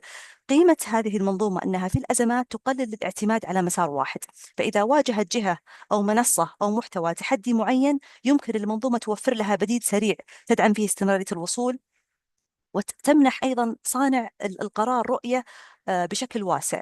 وهنا يصبح الذكاء الاصطناعي أكثر فاعلية، لأنه لا يعمل فوق نظام مغلق، هو فوق منظومة فيها بيانات ومسارات وشركاء ومحتوى. ال AI Sandbox هي بيئة آمنة، البيئة التجريبية للذكاء الاصطناعي، يختبر فيها حلول الذكاء الاصطناعي من قبل الأفراد ومن قبل الجهات داخل المملكة، وهذا مهم جدا في التعليم.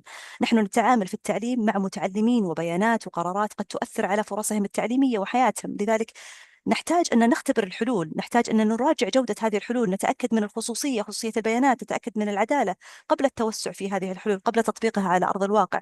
فمن خلال هذه البيئة التجريبية يمكن تجربة حلول مثل تحليل التعثر، بناء مساعدين افتراضيين، توليد محتوى داعم، اختبار التلخيص واختبار الترجمة، أو بناء نماذج للتنبؤ بالمخاطر التعليمية. الموارد المشتركة، وقت الأزمات لا يمكن أن تبدأ كل جهة من الصفر. الموارد المشتركة هي أصول وطنية، هو مستودع رقمي وطني موحد تتشارك فيه جميع الجهات وقابل للتكامل تقنيا مع جميع الأنظمة. الأصول التي فيه أو المحتوى الذي فيه يمكن إعادة استخدامه، يمكن إعادة تكييفه بسرعة، سواء كان محتوى، سواء كان أنشطة، وحدات تعلم، أو مواد داعمة. ومع الذكاء الاصطناعي تصبح هذه الموارد أكثر قيمة، لأنه يمكن تصنيفها، يمكن تحسين البحث عنها، موائمتها مع احتياج المتعلمين، يمكن تحويلها إلى صيغ متعددة أو ربطها بالمهارات والمسارات التعليمية. لذلك الفكرة الأساسية هنا أن الذكاء الاصطناعي ليس هو المنتج النهائي. المنتج النهائي هو منظومة تعليمية قادرة على الصمود، قادرة على التكيف، وقادرة على ضمان أن يستمر المتعلم في التقدم مهما كانت الظروف ومهما تغيرت. في الختام أؤكد لكم أن استمرارية التعليم أثناء الأزمات لم تعد تعني فقط وجود منصات رقمية، هي تعني قدرة المنظومة والدول على التنبؤ، على الاستجابة، على التكيف وعلى التعلم من كل أزمة. تجربة المملكة أوضحت أن الاستثمار في الجاهزية الرقمية والسياسات والمعايير والموارد المشتركة كلها عناصر تجعل التعليم أكثر قدرة على الصمود. واليوم يأتي الذكاء الاصطناعي ليأخذ هذه الجاهزية إلى مستوى أعلى، من قياس الجاهزية إلى دعم القرار، إلى تخصيص التعلم، إلى تحليل المخاطر، وإلى تسريع الاستجابة وضمان وصول أكثر عدالة للمتعلمين. والرسالة الأهم: الذكاء الاصطناعي لا يصنع الاستمرارية تصنعها منظومة متكاملة، قيادة واعية، بيانات موثوقة، بنية رقمية قوية ومرنة، محتوى قابل للتشارك، وحوكمة تضمن الثقة وتضمن المسؤولية. لذلك مستقبل التعليم أثناء الأزمات لن يكون في نقل التعليم إلى النمط الإلكتروني فقط، هو بناء تعليم ذكي، بناء تعليم مرن، بناء تعليم إنساني لا يتوقف بتوقف المباني ولا يترك المتعلم خلف الأزمة. شكرا لكم، والسلام عليكم ورحمة الله وبركاته. شكرا جزيلا لك دكتورة هاجر. يمكن عنا بس وقت لسؤال واحد راح أوجهها لاثنيناتكم، دكتورة هاجر وكمان دكتور شاكر. السؤال هو وبس إذا ممكن تجاوبوا عليه بخلال دقيقتين ماكسيموم. السؤال هو سوري. السؤال خلال فترة جائحة كورونا اعتمدت كل مدرسة آليات مختلفة للتعامل مع الأزمة، حيث طورت كل مؤسسة حلولها الخاصة وفقا لظروفها وإمكاناتها. في هذا السياق، ما هو دور الدولة مقارنة بدور المدرسة في إدارة مثل هاي الأزمات؟ آه، دكتور شاكر إذا فيك تبدأ. Okay, thank you, Nora.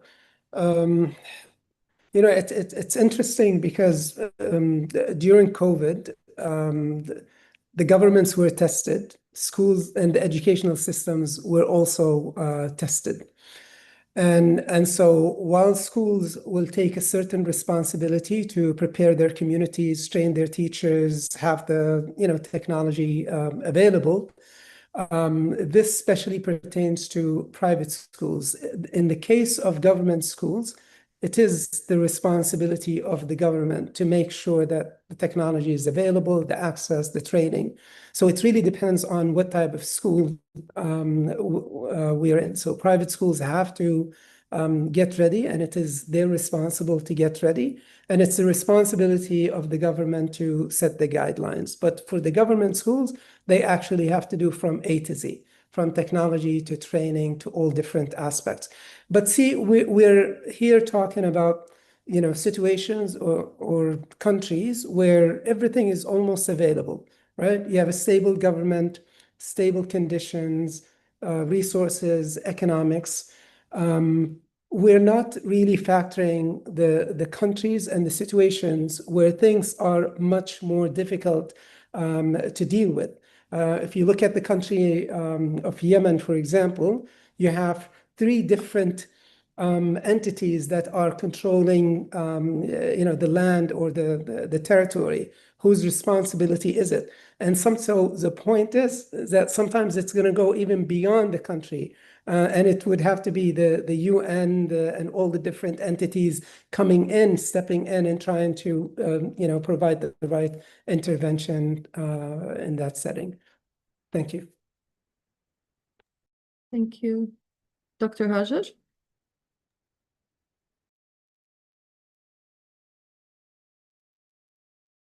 شكرا على السؤال. أعتقد أن أجبت partially على السؤال في عرضي لما ذكرت منصة مدرستي وكانت للتعليم العام. المملكة تعاملت مع الجائحة بمنطق المنظومة الوطنية وليس بمنطق الحلول المتفرقة.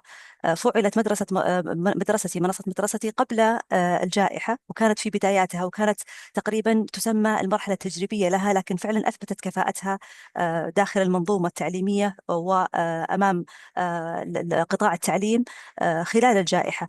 مكن الطلاب والمعلمين وأولياء الأمور والمشرفين من الاستمرار في التعليم في بيئة واحدة، عندهم صلاحيات واضحة، محتوى رقمي، تواصل ودعم. المنصة استوعبت مثل ما ذكرت في العرض تقريبا أكثر من 6 ملايين طالب، وضمنت المملكة توحيد الإجراءات من خلال مركزية القرار والتنسيق بين الجهات، اعتماد منصة وطنية. يجب أن يكون هناك منصة واحدة، منظومة وطنية واحدة تشاركية لجميع الجهات. والدعم لم يكن فقط للتعليم العام للقطاع الحكومي، أيضا لقطاع التعليم الأهلي. المدارس الخاصة أيضا كان لها وصول إلى هذه المنصات، كان لها وصول إلى الضوابط والسياسات والإجراءات. لم يكن هناك أي مدخل للمدارس أو للقطاع التعليم أن يكون في عشوائية أو يكون في تفرد من ناحية اتخاذات القرار. القرارات كانت مباشرة تسقط على المدارس من وزارة التعليم، لأن المرحلة اللي كنا في أثناء الجائحة، كان الوضع لا يسمح أبدا لأي اجتهادات فردية من أشخاص. لو إحنا كنا في مرحلة اختبار أو مرحلة ما قبل الطوارئ، كان ممكن إحنا نختبر فعلا قدرات كل مدرسة، لكن كان الوضع لا يحتمل. فلذلك المفترض أن الدور الآن يقع على الحكومة في أنها تسقط قرارات صارمة على جميع المدارس بتنظيم العملية التعليمية. وأنا ترى ما أتكلم فقط على قطاع التعليم، أنا أتكلم على كل القطاعات بدون استثناء، خصوصا إذا كان في أمر طارئ. وهذا اللي يحصل أثناء الحروب وأثناء الأزمات وأثناء الجوائح، كلها تكون بنفس هذه الطريقة. فالحاصل الآن في المملكة العربية السعودية، وأعتقد أن هذا الموضوع في كل دول الخليج بدون استثناء، أن الحكومة ووزارة التعليم تحديدا هي التي تسقط قراراتها بشكل صارم في أثناء الأزمات على المدارس. والذي نحتاجه فقط هي منظومة رقمية موحدة. المنظومة الرقمية الموحدة هي لمصلحة الدول ولمصلحة الحكومات ولمصلحة الوزارات قبل أن تكون لمصلحة الطلاب. لماذا؟ لأن القرارات التي تأتي بعد الجائحة تعتمد على البيانات اللي مأخوذة من المنظومة. فإذا تعاملت كل مدرسة بشكل مستقل، بتجربة مستقلة، بنتائج منفصلة عن المدرسة الأخرى، كيف ممكن أنا كصانع قرار أتخذ قرار ما هي التجربة التي ممكن أني أستمر عليها، وكيف أنا أضمن استمرارية أعمالي في الجوائح القادمة؟ فأعتقد أن التجربة التي وصلت لها المملكة العربية السعودية كانت تجربة ناجحة. الحل الذي توصلوا له ما هو فقط حل تقني، هو حل استراتيجي متكامل يرتبط بالتقنية، يرتبط بالحوكمة الواضحة في السياسات والإجراءات للتعامل مع الجائحة، سواء كان للمعلم والمتعلم وولي الأمر. تتعلق أيضا بالمحتوى، حتى المحتوى تم تحديثه بشكل دوري في منصة مدرستي. أضيفت مباشرة أنشطة تتعلق بالنظافة الشخصية، تتعلق بالتعامل مع الجائحة، مباشرة في المنظومة الوطنية الموحدة. ولما أسقطت في المنظومة الوطنية، لك أن تتخيل أن 6 مليون طالب في مختلف مناطق المملكة وعلى حدود المملكة يستطيعوا أنهم يطلعون مباشرة على هذه الأنشطة بمجرد دخولهم على منصة مدرستي. شاكرة لكم إتاحة الفرصة للإجابة على هذا السؤال. شكرا جزيلا. These insights provide a perfect bridge to our final session, which is going to be a panel discussion. We're going to be focusing on translating the vision and practice to actionable policy direction for education systems across the region and beyond. So I'm going to hand it over now to Farida Abudan, who is the head of education sector for UNESCO Regional Office for the Gulf States and Yemen. She is going to be moderating this panel. Farida Abudan is an educational and international development specialist with over 20 years of experience in shaping policies and programs that advance inclusive and quality learning. And since 2021, she has led the education sector at UNESCO's Regional Office for the Gulf States and Yemen, which is located in Doha, Qatar. And she's providing strategic direction and technical support to implement education initiatives aligned with the Sustainable Development Goal number 4 and the 2030 Agenda. Thank you so much for being with us here, Dr. Farida. And let's move on to the panel. Thank you. Yes, excellent. Thank you very much, Noura, and good afternoon, Excellencies, distinguished guests, colleagues, and participants. It is an honor for me to moderate the final segment of today's webinar. And I think over the past 1 hour, we will explore the rich and insightful journey. We moved from the global perspective in the keynote address delivered by Professor Lokin, in which we examined how artificial intelligence can support more resilient, adaptive, and future-ready education systems. And then we moved to practical implementation, drawing on the valuable contributions of Dr. Shakir Lashwell and Dr. Hajar bin Asfour, who shared, as you heard just now, real-world experiences and lessons learned from national and international digital learning initiatives. And now the next natural question is, how do we transform these ideas, the experiences that we've learned about, and the innovations into sustainable policies that strengthen the continuity of the education? And I think, as Professor Locken mentioned, the delivery and the learning, not only the continuity of education per se, before, during, and after crisis. And this is the objective of this high-level policy dialogue. And I'm honored to be joined by 3 distinguished panelists representing government leadership, international expertise, and educational practice. And allow me to introduce them and to briefly summarize your remarkable and long experience. Dear panelists, I'll summarize. You have a very long list of significant achievements. I'll be brief here, also a bit over time. So first of all, I'm pleased to welcome Dr. Samah Mohammed Al-Ajawi, Assistant Undersecretary for Learning, Teaching and Pathways Policies Development at the Ministry of Education in the Kingdom of Bahrain. Dr. Samah is a distinguished expert in educational leadership, policy development, and evaluation. And she holds a PhD in educational policy and evaluation from the Florida State University and has more than 30 years of experience across Bahrain's public and private education sectors. Our second panelist is Professor Rose Locken. You've already heard her from the keynote speech.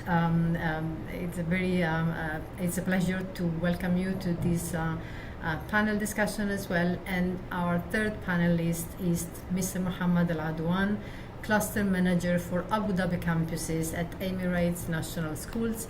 Mr. Al-Adwan is an accomplished educational leader with more than 20 years of experience in school leadership, curriculum development, and educational quality. Mr. Al-Adwan currently leads multiple Emirates National Schools campuses in Abu Dhabi and serves as an ADEC school inspector. And your experience, Mr. Mohammed, provides an important practitioner perspective on how educational policies and innovations are translated into school-level implementation. Thank you very much for joining us today. And I think we can start with the first round of questions to each of you, please. So over the past few years, I think we've said this over a couple of times over these webinar, education systems around the world have faced unprecedented disruptions. And while these challenges tested resilience, they also provided valuable lessons and opportunities for transformation. So let's start by reflecting on these lessons. And Dr. Samah, if we can start with you, please. So recent crises have exposed both strengths and vulnerabilities within education systems worldwide. And from Bahrain's experience and your policy leadership perspective, what were the most significant challenges or gaps revealed by recent crises in education systems? And what key lessons have emerged from these experiences? And dear panelists, of course, please feel free to speak the language you are more comfortable with. There is interpretation, as said at the beginning. Thank you. Dr. Samah, over to you. شكرا دكتور فريدة. بسم الله الرحمن الرحيم. في البدء أود أن أهنئكم جميعا بحلول العام الهجري الجديد الذي أطل علينا منذ يومين، جعله الله عام خير ورخاء وطمأنينة على الأمتين العربية والإسلامية وعلى سائر أرجاء العالم. أشكركم أيضا على هذه الاستضافة بين هذه النخبة من الخبراء الدوليين وصناع السياسات والقيادات التعليمية، وعلى رأسهم سعادة الأستاذة مهر المطوعي مديرة المركز الإقليمي للتخطيط التربوي. سأتحدث في هذا اللقاء بصورة عامة، ولكن سأركز أيضا على تجربة مملكة البحرين في ظل الأزمات المتلاحقة عالميا وإقليميا. كشفت لنا الأزمات الأسوأ الطبيعية أو أزمات الأمراض كجائحة كوفيد أو الأزمات السياسية الإقليمية في المرحلة السابقة على وجود عدد من الفجوات الرئيسة والتحديات التي نحتاج إلى النظر إليها. ربما قد شاركها زملائي وزميلاتي، لا أريد أن أطيل عليكم بتكرار ما قد ذكروه فيما سبق، لكنني أستطيع أن ألخصها بالتالي. في بعض الدول كان هناك ضعف في الجاهزية للتعليم التعليم عن بعد، ويشمل ذلك افتقار بعض الدول إلى البنى التحتية أو التفاوت الكبير في البنى التحتية بين الدول المتقدمة والدول النامية. هناك أيضا تفاوت في الدولة ذاتها في بعض الأحيان بين المناطق الحضرية والمناطق الريفية.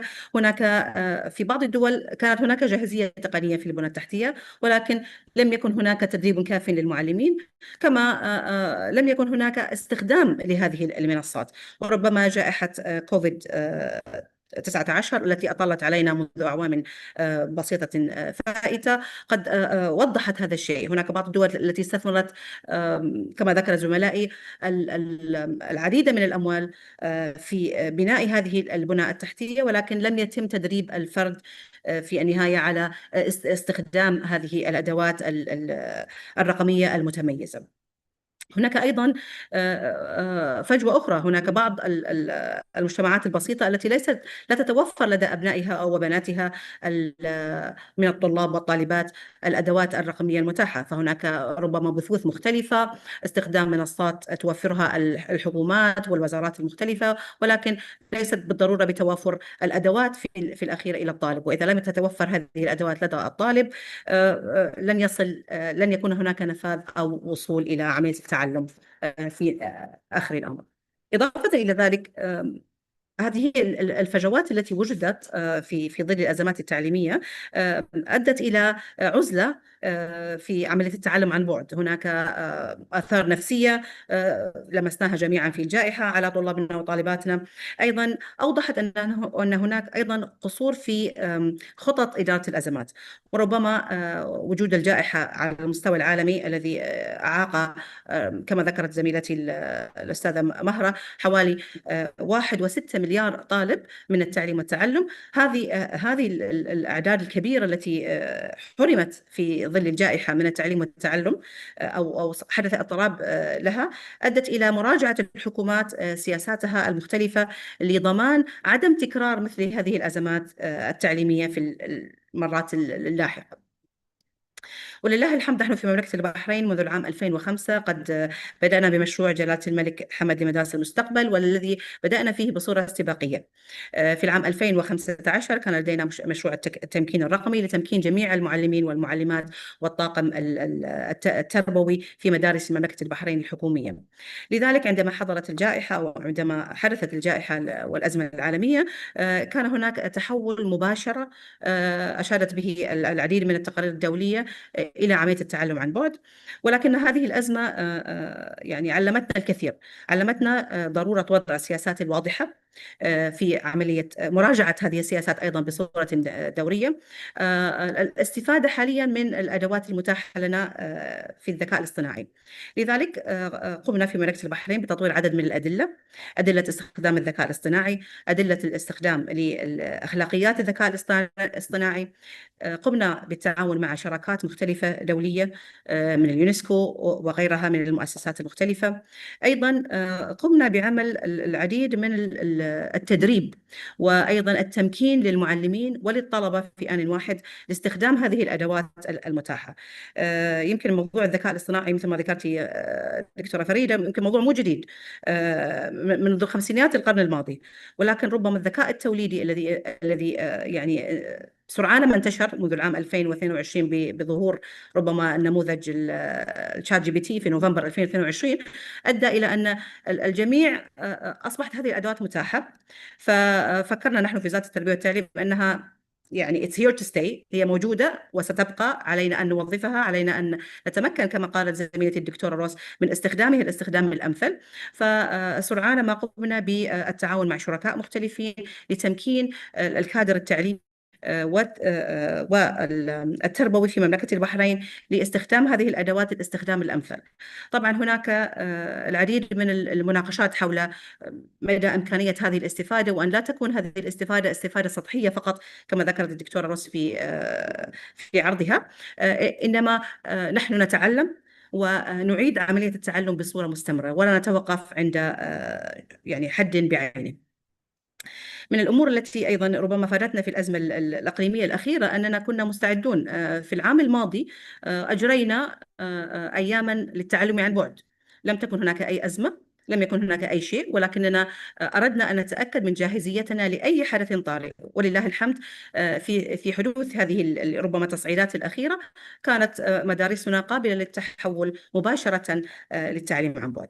إذن هناك أهمية أن يكون النظام التعليمي بعموم جاهزا قبل الأزمة، أن يتعامل مع الأمر والأزمة بصورة سريعة، وهذا ما تمكنا منه ولله الحمد بسبب استعدادنا السابق. ثم بعد انتهاء الأزمة أن تكون هناك مراجعات دورية ومراجعات للبيانات التي تمكنا من جمعها في ظل هذه الأزمة، والعمل على تطويرها وتحسينها في المراحل القادمة. سأكتفي بهذا الآن لأتيح الفرصة لزملائي. شكرا. شكرا جزيلا دكتورة سماح. Thank you very much for your reflections. Of course, it's always a reminder that resilience is not built during crisis, it's actually built beforehand through planning, preparedness, and institutional agility. If I can move on to Professor Rose, please. I think we've received many questions around this topic, and we move to a global lens. From your perspective, what are the most important factors education systems should consider when moving from small-scale AI initiatives to meaningful system-wide implementation that supports learning continuity during times of crisis? We've received many questions in the chat, so maybe through your response we can answer some of these. Thank you. Thank you so much. Yeah, it's a really important question, isn't it? And actually, it also builds on what Dasama was just saying in one very particular way, because I think the real key is to ensure that when you're doing things on the small scale, you're collecting enough evidence to inform how you then build out whatever you're piloting in a scalable way. And the reason I wanted to link back to what Dr. Summer was saying is that in the pandemic, what I saw in multiple countries was that whilst there was a huge amount of evidence within the research community about how to do good online learning, very little of that filtered into what actually happened. And as a result, there were lots of missteps and missed opportunities along the way. And I'm seeing the same thing happening with AI, in particular with AI tutors. There are decades of really good, robust research about how to develop good AI tutors.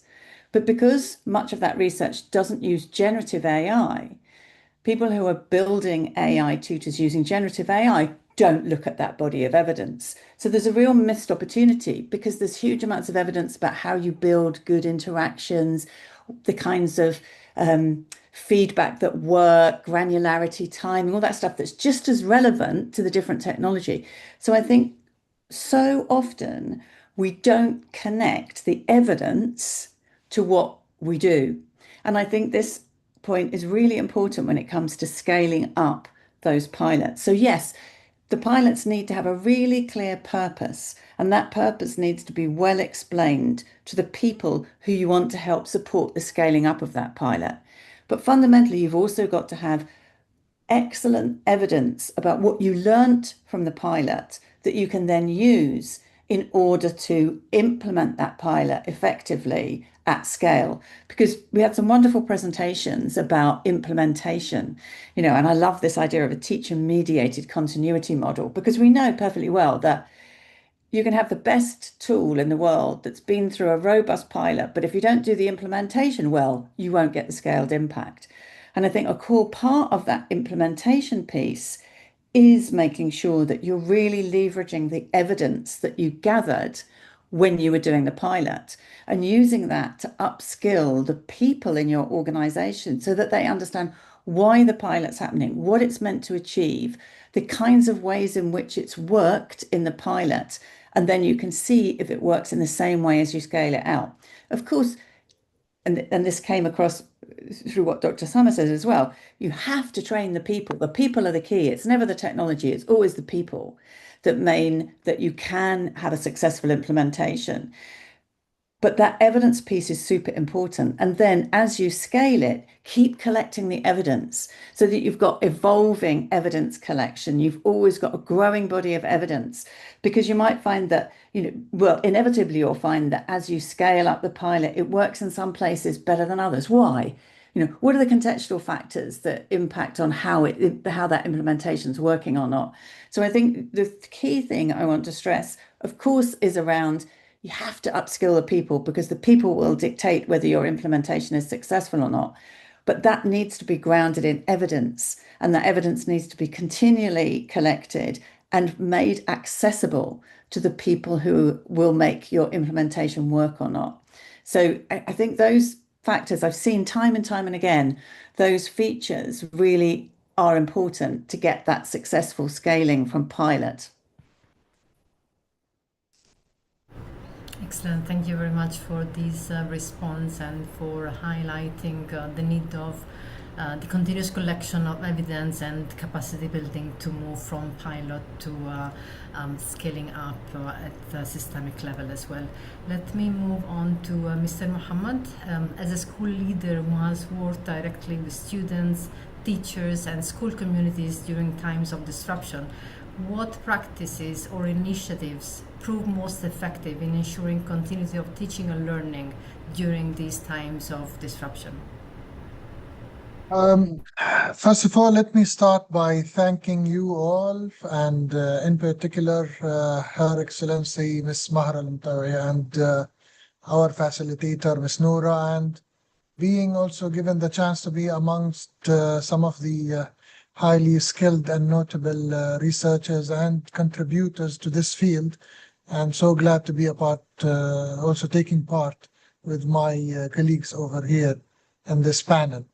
I kind of agree with what Dr. Rose had just alluded to, where it should be evidence-based, and also not only that, besides what also Dr. Samah mentioned in terms of training and all and readiness, is to measure the impact at this stage. You have a great and important question, Dr. Farida, for in terms of what we think the practices or initiatives, which one of them proved to be most effective in ensuring continuity of teaching and learning during disruption. And I see the most effective practices were those already built into the school culture before the crisis itself.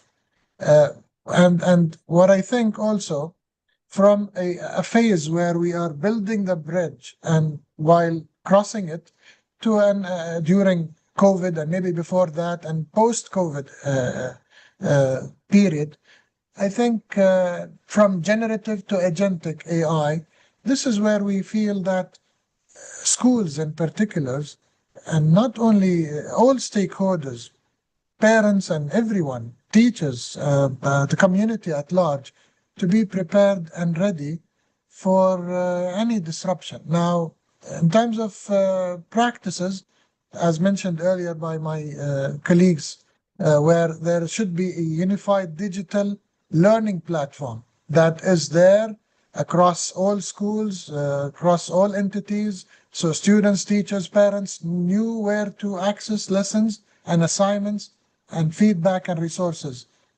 We could also think of prioritizing the curriculum mapping at large, where, especially for students at educational risk, students of determination, and where we need to know the intervention that is needed, the monitoring, and tiering this model of support so that we know how we could just identify the concepts and the assessment criteria that we use we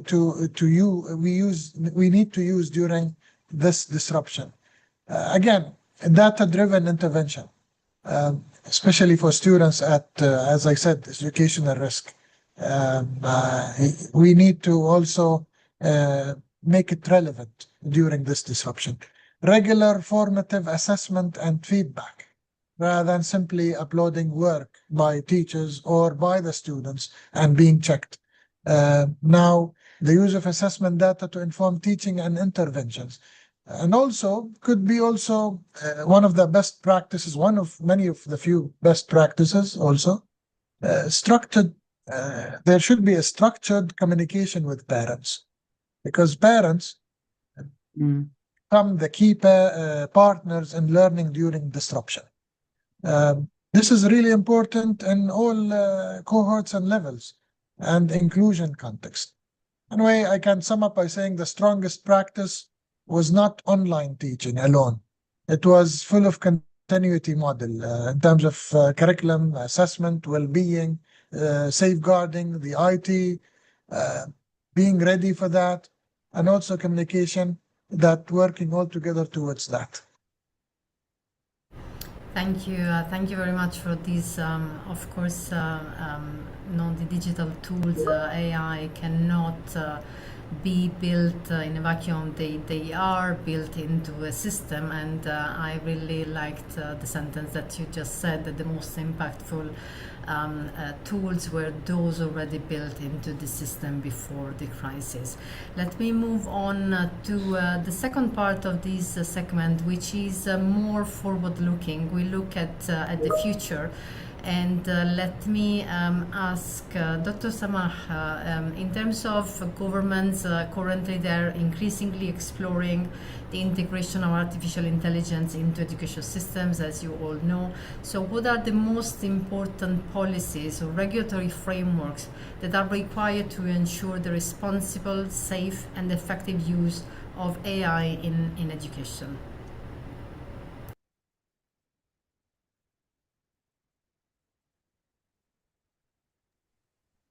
ثانك يو دكتور فريدة، شكرا. طبعا في البدء هناك البنى الرئيسة اللي هي وجود بنى تحتية ذكية، هذا يعني البيس مثل ما نقول أو القاعدة الرئيسة، ثم تعزيز الحوكمة الرقمية عبر تطوير سياسات محددة للذكاء الاصطناعي، بناء أطر تنظيمية وأخلاقية واضحة ومحددة، تدريب العاملين عليها، وتوعية التربويين وأيضا الطلبة. يعني لا يكفي أن تكون هناك أدلة موجودة حبيسة الأدراج، إنما يجب أن يكون هناك تدريب واضح عليها وممارسة أيضا لها.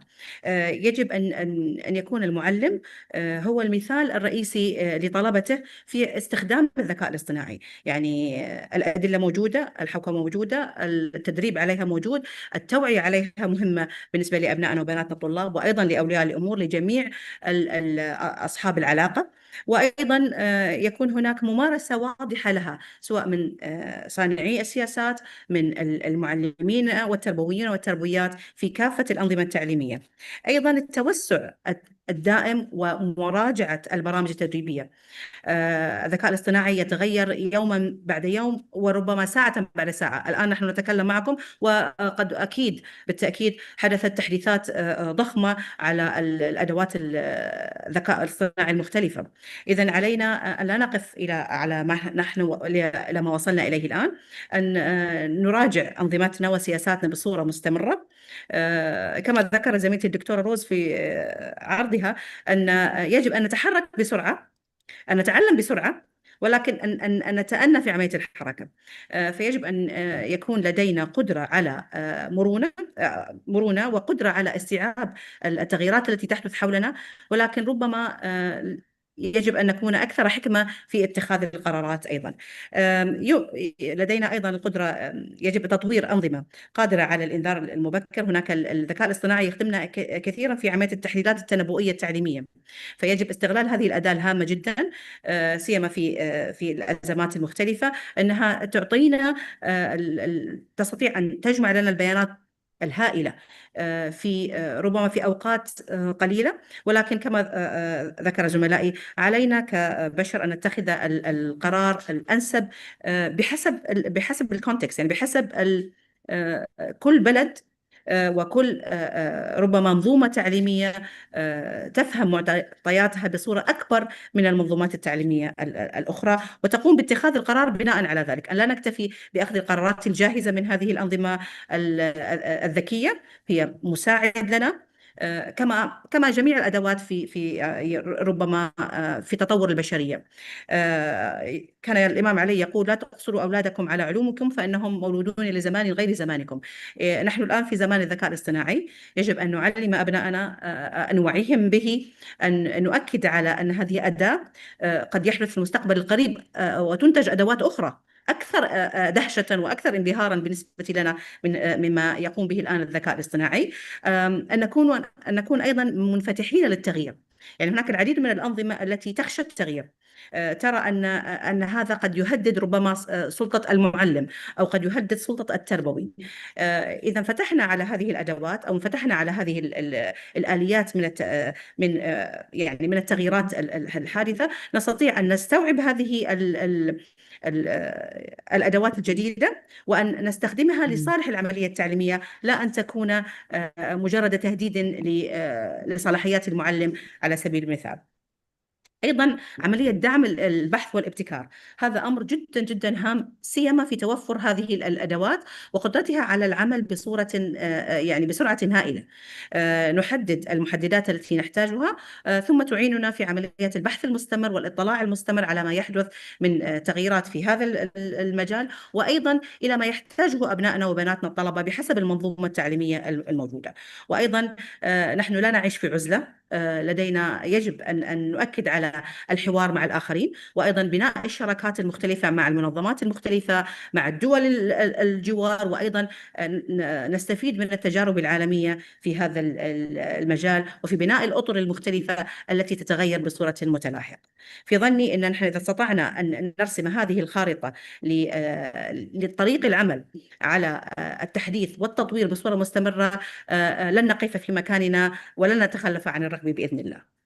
شكرا. Thank you very much, Dr. Samah.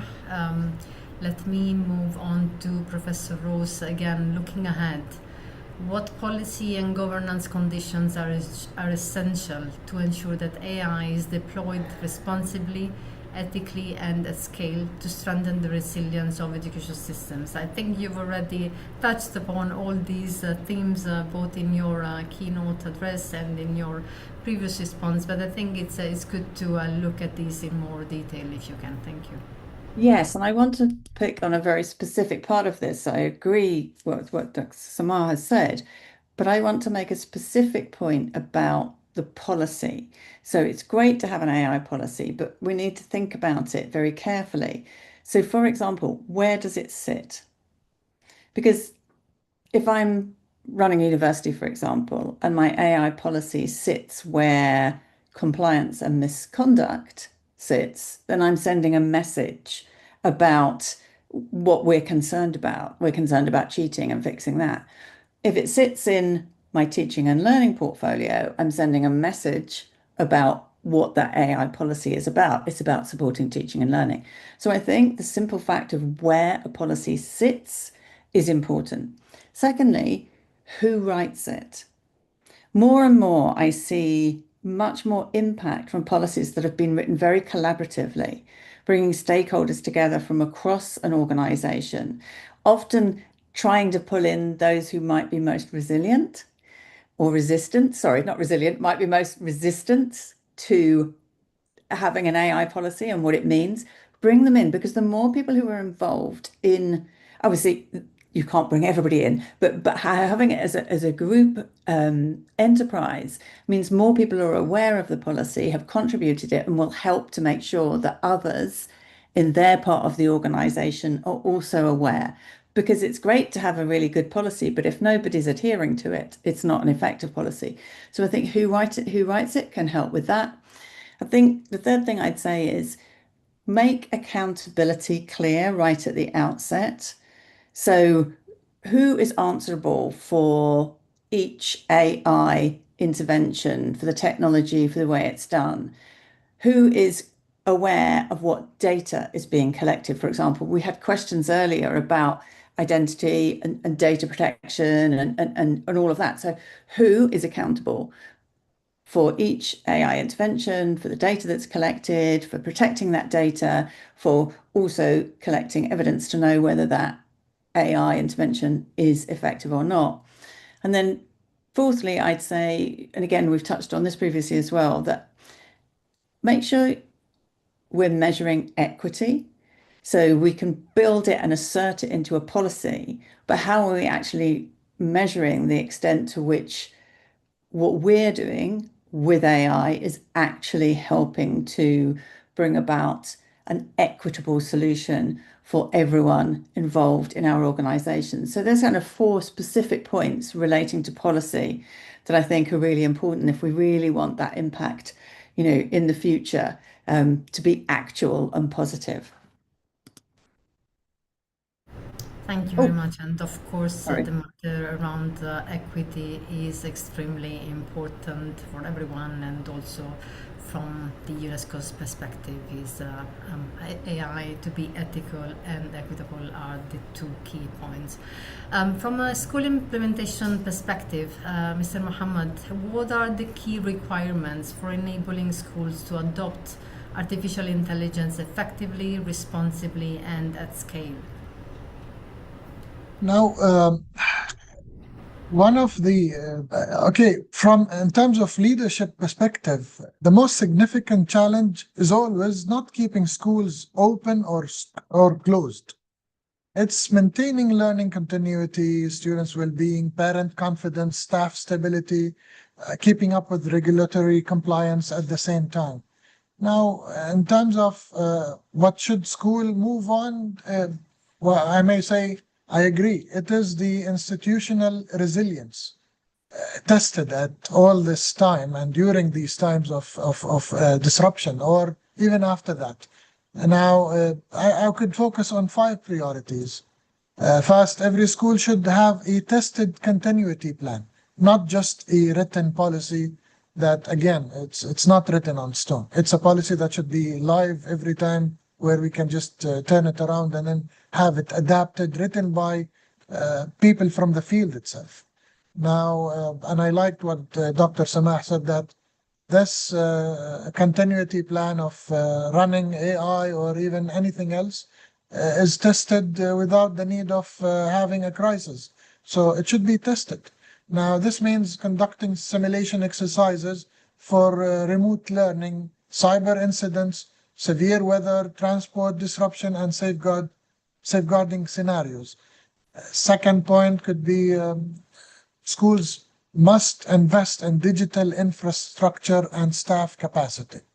Now, here at ADIC, digital policy requires schools to develop and implement digital strategy covering technology use, digital competencies, infrastructure, digital security, and resources. Third focus would be schools need to need stronger early warning system in terms of attendance, assessment, behavior well-being, and parent engagement data that can be monitored centrally so that leaders can identify risk early and respond quickly. Fourth, crisis planning must include well-being. Students and staff do not return from disruption in the same emotional state. We need to consider our well-being policy and framework, considering psychological, social, mental, physical, intellectual, and digital and environmental well-being of everyone who is taking part in that. Finally, I think schools should align crisis preparedness with the national agenda, where, yes, we could be moving to an AI-enabled government and also intelligent services. So schools must prepare students and staff to such opportunity and being ready for the future. Thank you very much, Dr. Al-Adwan. Leadership readiness, teacher capacity, digital infrastructure, professional development. I'm taking note of all your points. Mental health and psychosocial well-being, very important point to also take into consideration, and integrating crisis response into national responses. Before we conclude, I would like to invite each of the panelists for a final question. 1 minute, please. We are extremely over time. What is the one priority action every country should adopt today to better ensure education continuity during future crises? I think you've all given different elements and again the system, so maybe it's not only one, but what is the priority action that you would suggest? 1 minute. Allow me to start with Dr. Samah. I just want to say, Dr. Farida, that invest in human capacity. Machines cannot replace people, despite their superpowers. Human capacity is key. And remember, artificial intelligence is not a panacea for everything. هو ليس طريقا لكل شيء. مهم القدرة على استخدامه، لكنه ليس الحل لجميع أدوائنا وأمراضنا. شكرا لك. Thank you. Professor Rose.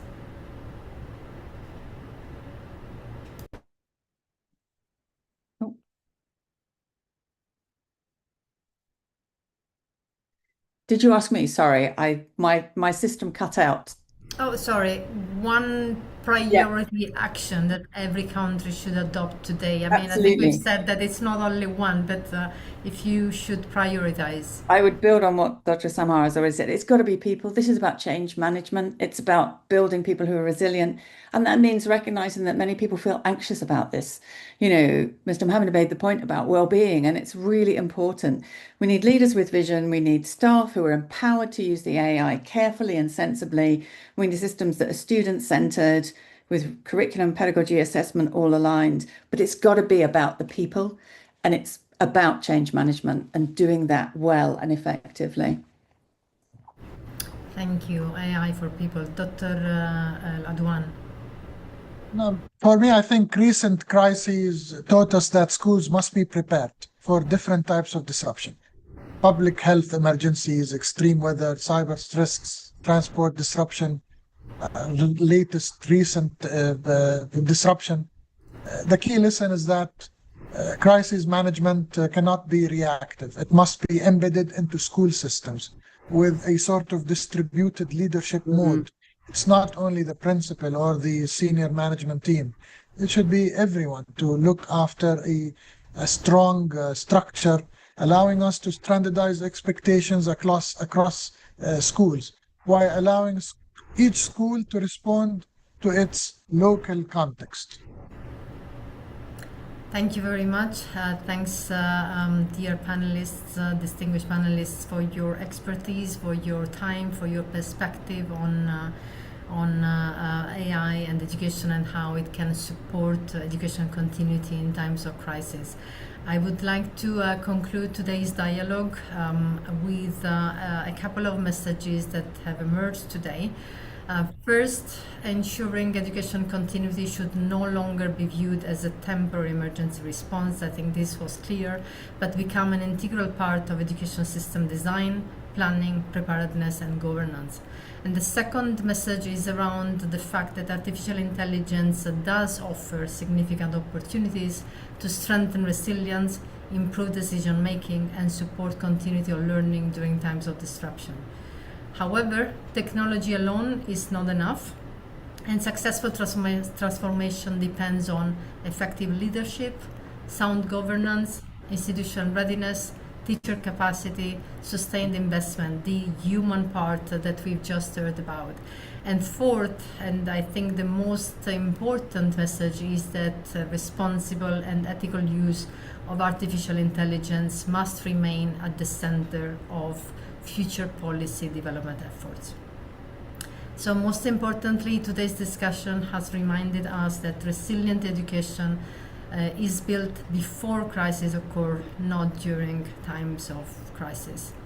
On behalf of UNESCO Regional Office for the Gulf States and Yemen and the Regional Center for Education Planning, I would like to extend our sincere appreciation to our distinguished panelists, the speakers, and the participants for your valuable contributions. Thank you again for joining us today. We look forward to continuing this important conversation as we work together towards more resilient, inclusive, and future-ready education systems. Thank you very much, and over to Noura. Thank you so much, Dr. Farida, for your moderation of this panel. And this concludes our event just wanted to also thank all our speakers and our audience members, and wanted to remind the audience that you will get a certificate of participation. You can also rewatch this seminar.